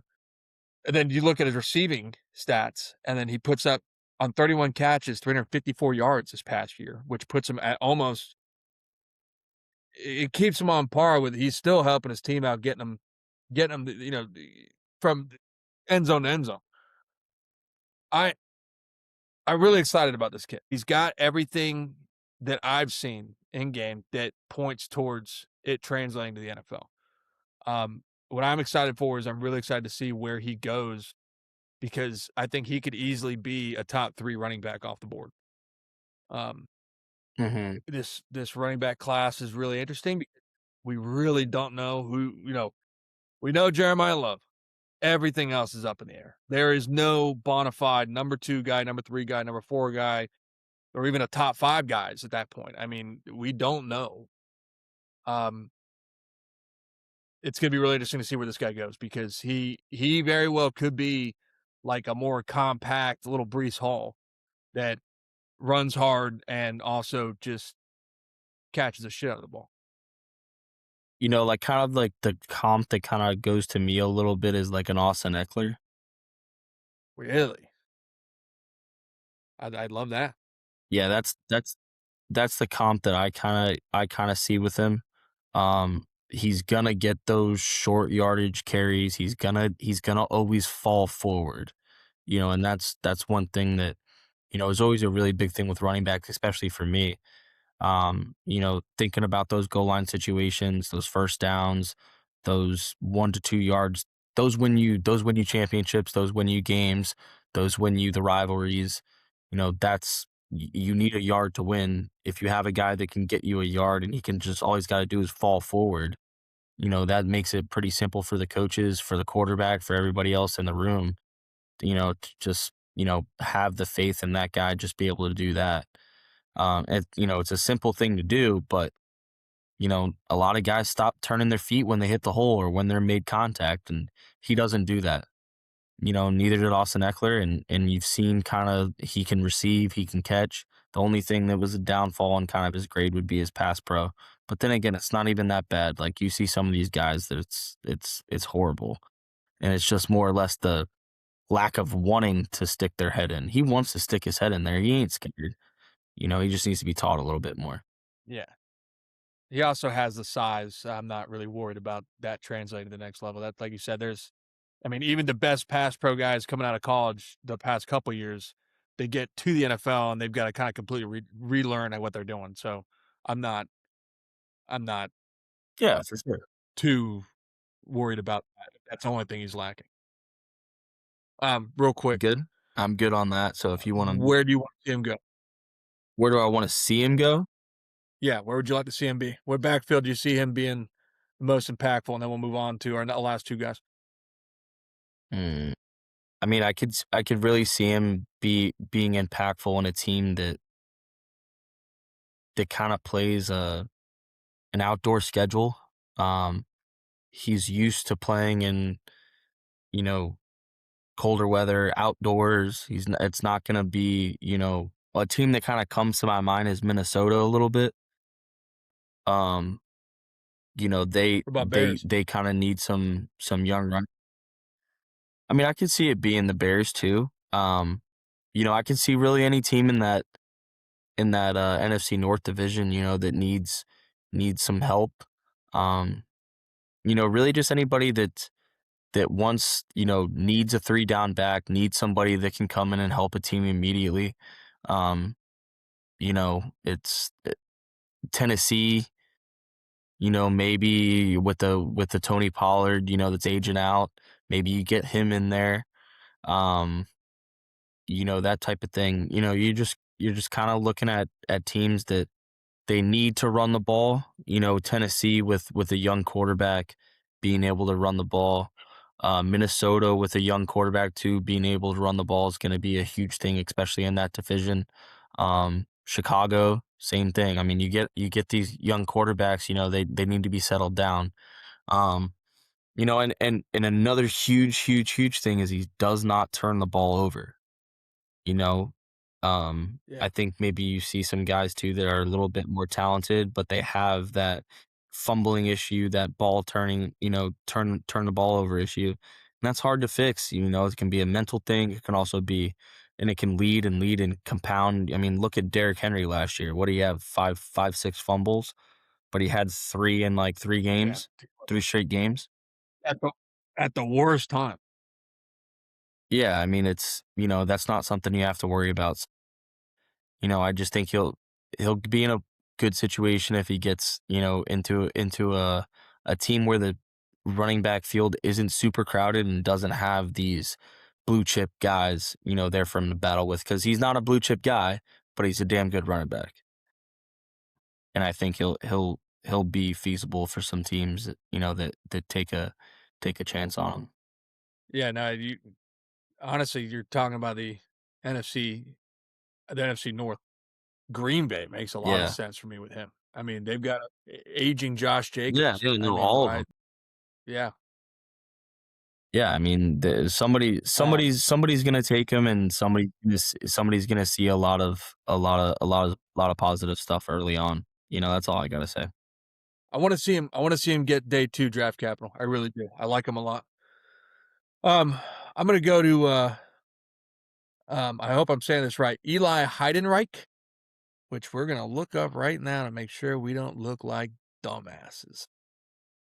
It's not that hard to make us look like dumbasses, though. Heidenreich. Well, apparently, call me German, brother, because I just fucking nailed that. All right.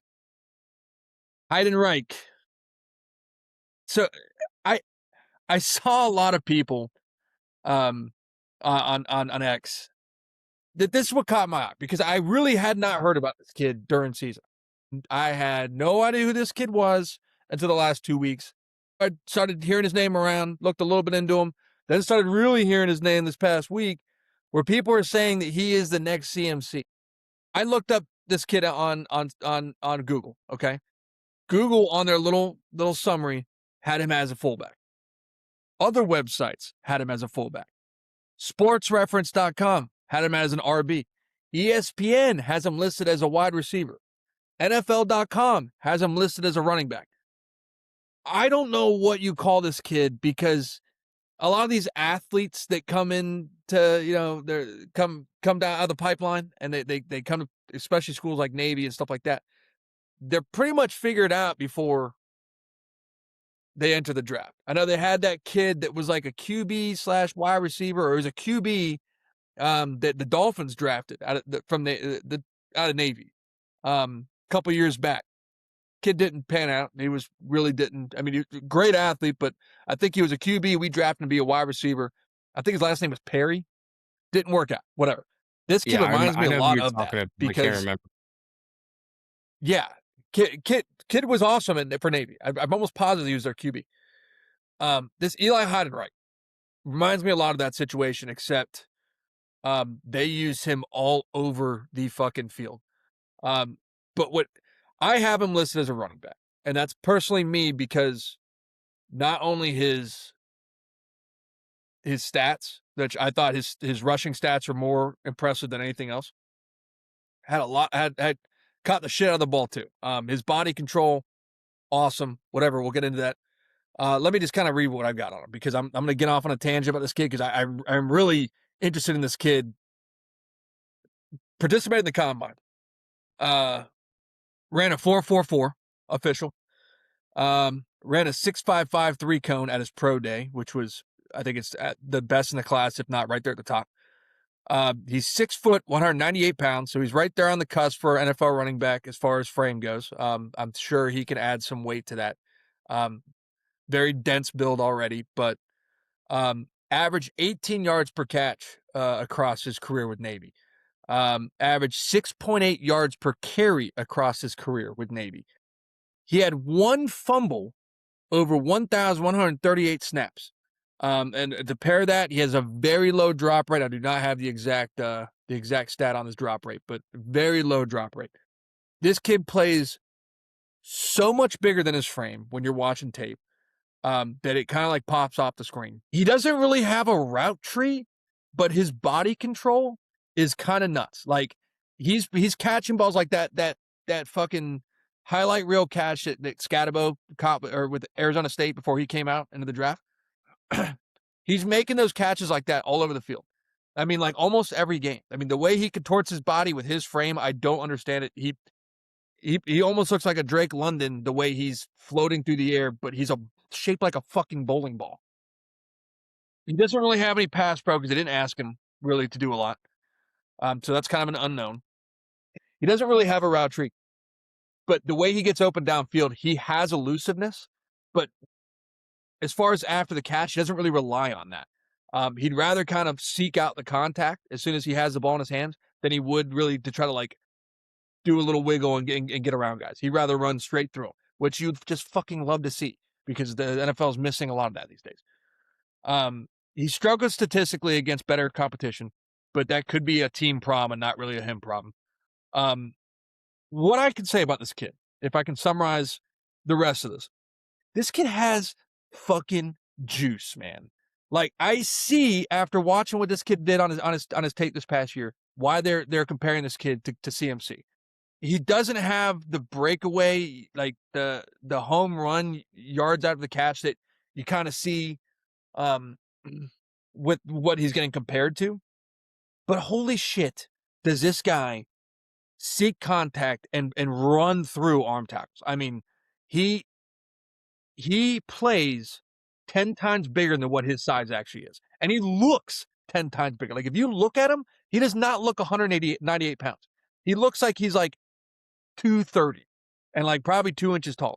If I could compare somebody to Scataba this draft, it's probably this kid who, like I said, I think he's getting listed truly as a wide receiver coming out of this draft, but I think his impact is going to be as a running back. His stats rushing the ball are just you can't that's not a wide receiver.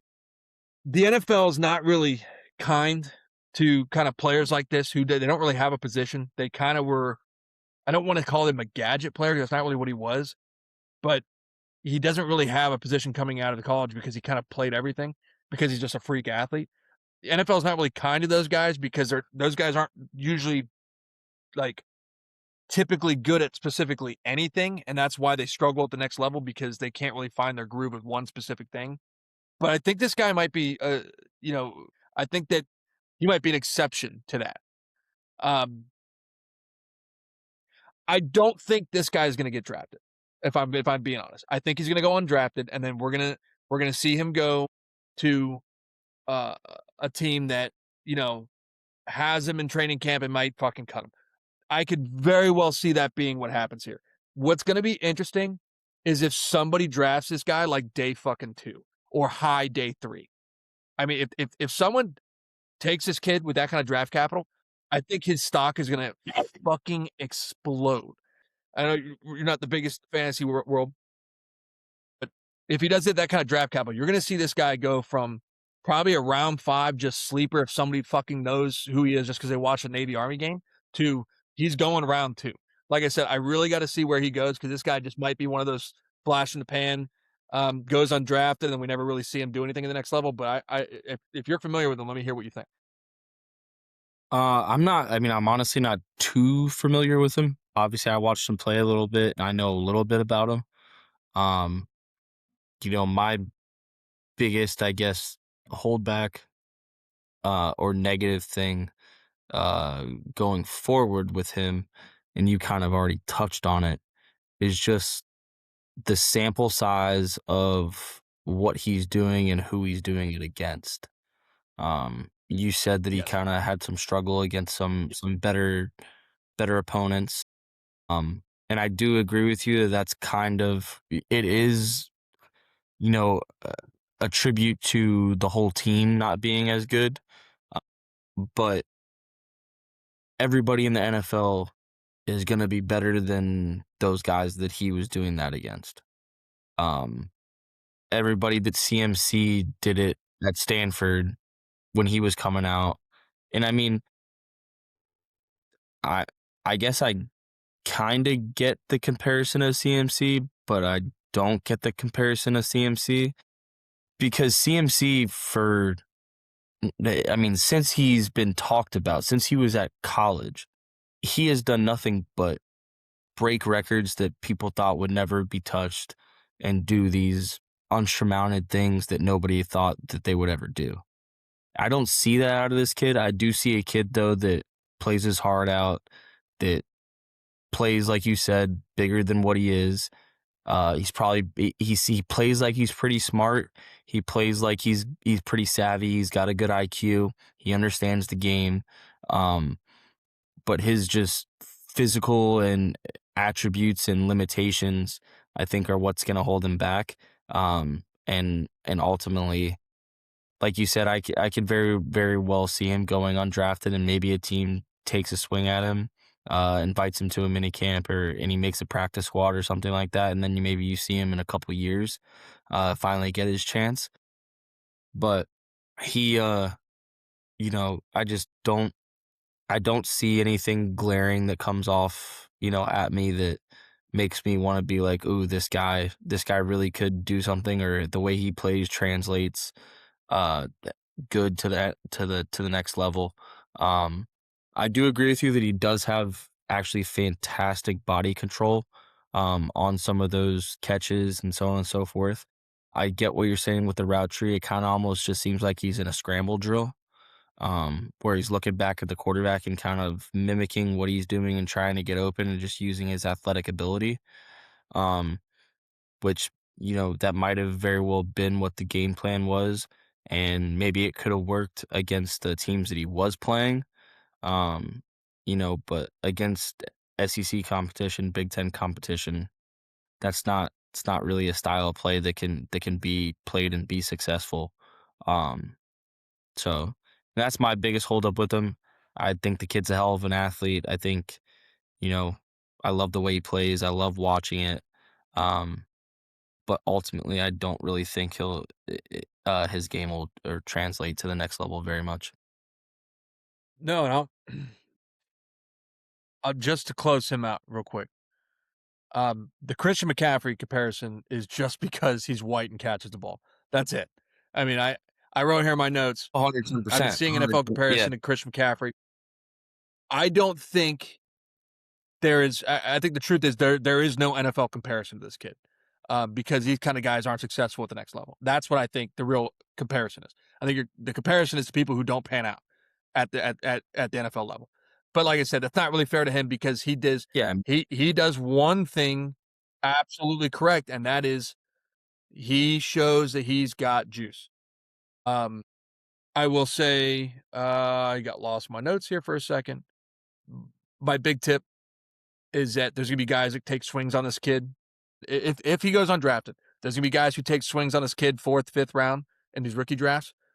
I think he's the guy that you can wait until he gets dropped to waivers to then take your swing on him.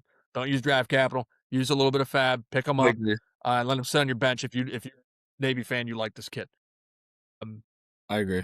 yes, you're on track with that. That he didn't see the right competition, but he could surprise us. I really would like to see him actually go to the Chiefs. Is where I want to see him go because I think they can scheme him to get open where he'd actually see touches early and but that after a couple years at the next level with Andy Reid and that great locker room, he might end up being something special.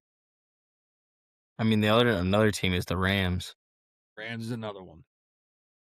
They always end up with those guys that, you know, like Ben Skowronek. Like, look at that guy. I never thought he'd really do anything. Yeah, that's honestly probably one of the better comparisons to him, just with his scenario going into this draft. All right, give me your last guy, and then we'll wrap this up. We've been talking for way too long, but it's okay. I love you, and I love talking about football. So lay 'em on me. Hey, man, we're on a good roll. All right, so we'll go ahead and go into Le'Veon Moss out of Texas A&M. 5'11", 203, 4.42, 40.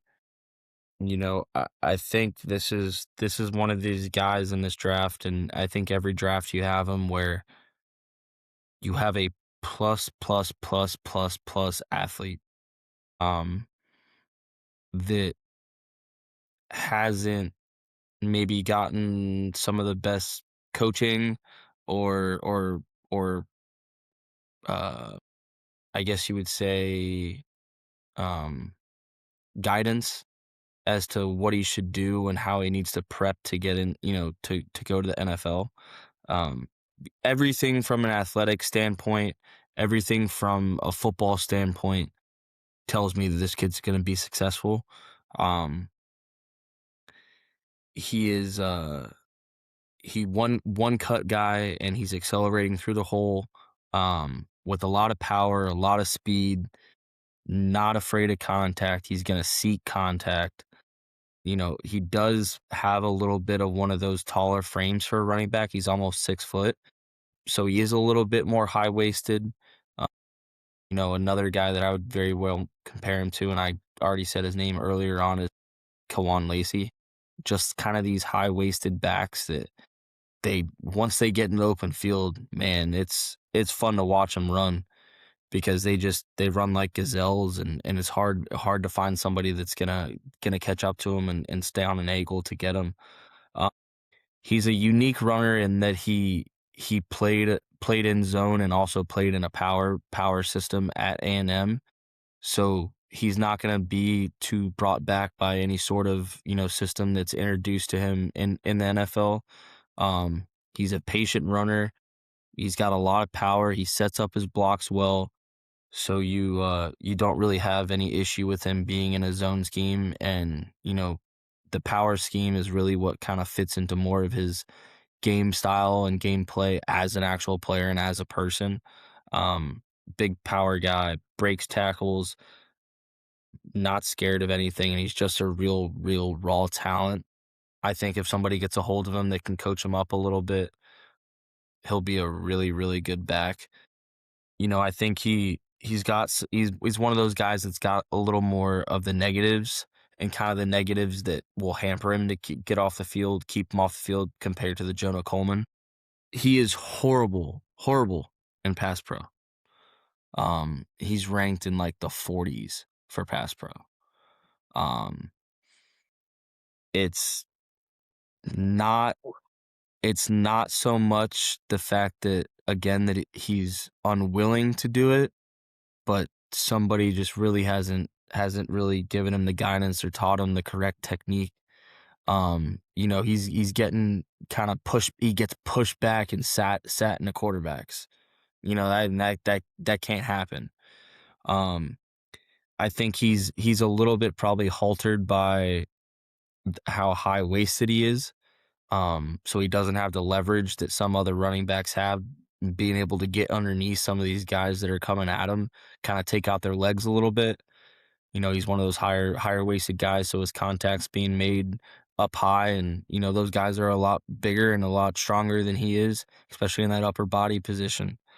So he needs to get that uh fixed. Another thing he needs to get fixed is just get some receiving skills and try to develop the route tree. Again, plus athlete. He's got to be able to catch the ball. Somebody just needs to work with them a little bit. At A&M, they didn't really they had their pass catching guy and they had their run guy. And that's kind of the way that they ran it. They didn't really look for an all-purpose back to run them all. They let the two guys go in the roles that they felt like would allow them to succeed. Didn't so much set them up for the, success at the next level because they didn't, they weren't taught anything. They weren't brought out of their comfort zone, so on and so forth. So he's going to need somebody to help him and kind of guide him along that way. Another, real big issue, tore his MCL and ACL in 2024, and he had an ankle injury in 2025 that hampered him pretty bad. So he is, I guess, coming in, to the NFL with a pretty deep injury history, especially at the running back position. You've seen some of these guys, really fizzle off, but he's also one of those guys that's had those injuries but hasn't played a lot of ball. It's not there's not much tape on him to watch other than from the 2024 and 2025 season. But when you see him, man, and you see him get that ball, that guy is electric. He is electric. He's got the playmaking gene, and he's not afraid to stay away. He's not going to stay away from a big moment. He's not going to stay away from a big play. He's always going to give everything he has. I think that he could be a really kind of one of these sleeper guys that, kind of what you're talking about, where maybe he's a early day 3, maybe late day 2 guy. And somebody's going to get a really plus athlete on their hands,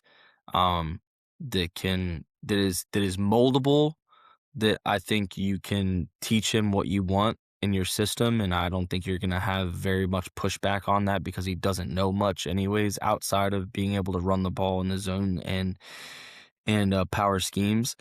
But everything else is just kind of be brand new to him, so you can teach him the way that you want him to be taught and everything like that. You don't have any, past bias, that was taught to him prior.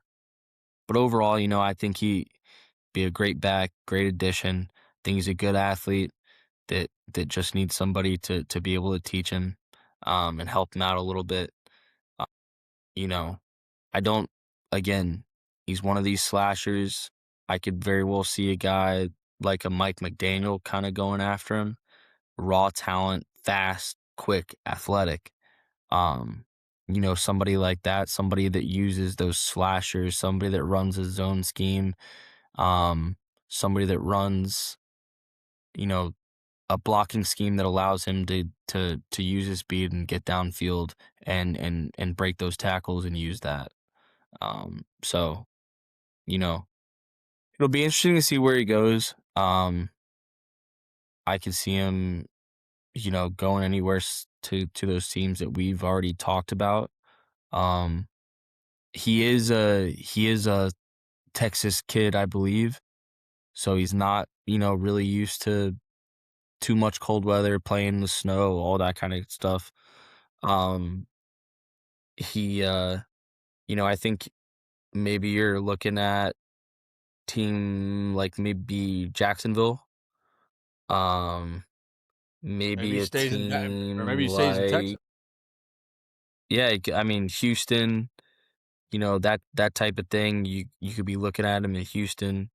Um, it's interesting to see because you don't know what people's plans are with these plus athletes, and I just think that that's the biggest thing at that position is if you have somebody that's a plus athlete that maybe they had some injuries prior, but the ankle, that's not as serious as the knee. But if the knee is fully checked out, it's fully good to go, there's no issues with it, I don't see any reason why that would hold him back. um, so as long as he tests out and everything like that, doctors clear him, um, I think he'd be a great late round pickup, and I think he could immediately help some teams, especially in the run game, just pure run game, not so much pass pro or passing game, but just right now he's a 1 to 2 down back, and that's it. But he could work up there. I'm excited about this kid. He's another one. I have not looked at many of the RBs in this draft just because it's not the best draft for him. Most of my teams, I'm looking at most of the stuff because of dynasty football. These players, I picked up everywhere I needed a running back. I picked them up last year.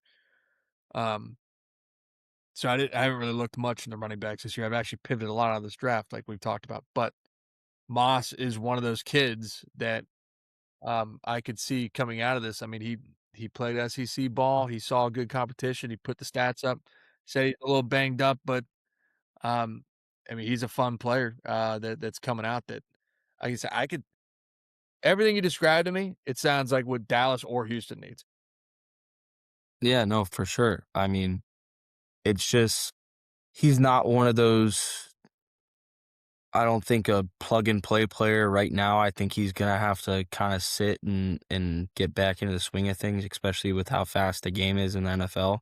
Um, I mean, I think you could see it get a little bit taken advantage of in some pass pro if they have him on the field in that time. So, just want to protect him as much as possible. But it is one of those things where that guy's on your roster, it's gonna be hard to keep him off the field because how athletic he is, and just the ability to have that home run strike that you need, and it's kind of been, it's that's lacking in this class. And the three guys that we just spoke about, that's the one thing that we said that they all lack is just that ability to have that home run speed and breakaway speed. Um, this guy has that, and it'll be interesting to see who takes a chance on him. Yeah, well, I think it's gonna be really the question is who takes a chance on him first because I mean, there's any RB stable in the NFL right now could use a guy like that. That's where the league is trending. It's going away from these 3 down back and, it was bell cows and heading more towards having 3 guys like that on the roster and some guy who could tote the rock at the goal line. But real quick, what's But your NFL that's comp? all I And got. then, we're gonna look at it. Um, NFL comp for Moss, a mix between Travion Henderson and Devon Achane. Well, you just wet somebody's panties that's listening to this podcast. Because he's very, very, very athletic. He's very quick twitch. He's got that playmaking ability, but he cannot fucking pass block, you know? And that's just, that's the one thing that you've seen with A-Chain. If A-Chain's on the field and they're putting him in pass pro, he's getting walked and sat into the quarterback every single time. But it's not keeping him Yeah, off the he's field fucking. because you can't. He's the best athlete. Yeah, you're absolutely you're nailing that. I mean, only thing I agree with, I think Hendo. I mean, he had good pass pro at Ohio State. I think that he's going to be all right. No, he had good pass pro at Ohio State, but I saw multiple videos of him this year where he got blown up in pass pro. 100%. He. That was like my main argument. I was arguing with people on X. It was like, oh, he sucks. He has no pass protection, whatever. He was the worst pass pro coming out. Why would they even draft? He wasn't. He had great pass pro coming out of college. It was, Yeah. he's having a Yeah. problem transitioning, which happens to a lot of these guys. That's why we don't sit all of our eggs in one basket as far as pass protection goes with these rookie running backs, because you don't know what they're going to be asked to do at this next level, or how they're going to be asked to do it, or how they have to relearn, or whatever. They could be great and suck, or they could suck and be great. It's just one of those things. Exactly. Listen, we got to cut it off here. I've got literally a whole other page of notes we can go through about some players I wanted to talk about that are already playing. But we gotta cut it off here and leave some stuff for the next episode. I don't know. No, let's do something. What you're doing this week, but when you get together, yeah, I'm here for it. Whatever night you want to jump on, we're gonna get on it. Like I said, I already have some notes made, so I'm hoping everybody listening is enjoying it. That was a good little breakdown. We got in depth on a bunch of different issues. I think that are really what people are hearing about around X and around the NFL right now. So, as always, buddy, I love you. This is a great pod. Get ready for this week. Happy Easter. Yeah, man. Happy Easter. Have a good week. Love you. Have a good night, and hopefully the stomach's not too upset from you eating all that gravy and having those beers on top. Hey. Yeah, I'm about to go take a giant dump and then take my fucking ass to bed. That's what I'm about to do. So don't worry about my stomach, baby. We're gonna be all good. All right, bud. Take it easy, brother. Have a good one.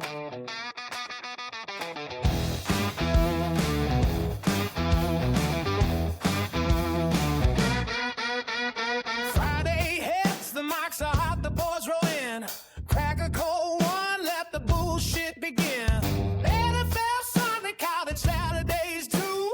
Fantasy drafts got us scheming what to do. Talking spread, Jesus, money line plays. Who's covering the number? Who's getting paid? One guy's ready about his WI core. Another swearing off the Chiefs forevermore.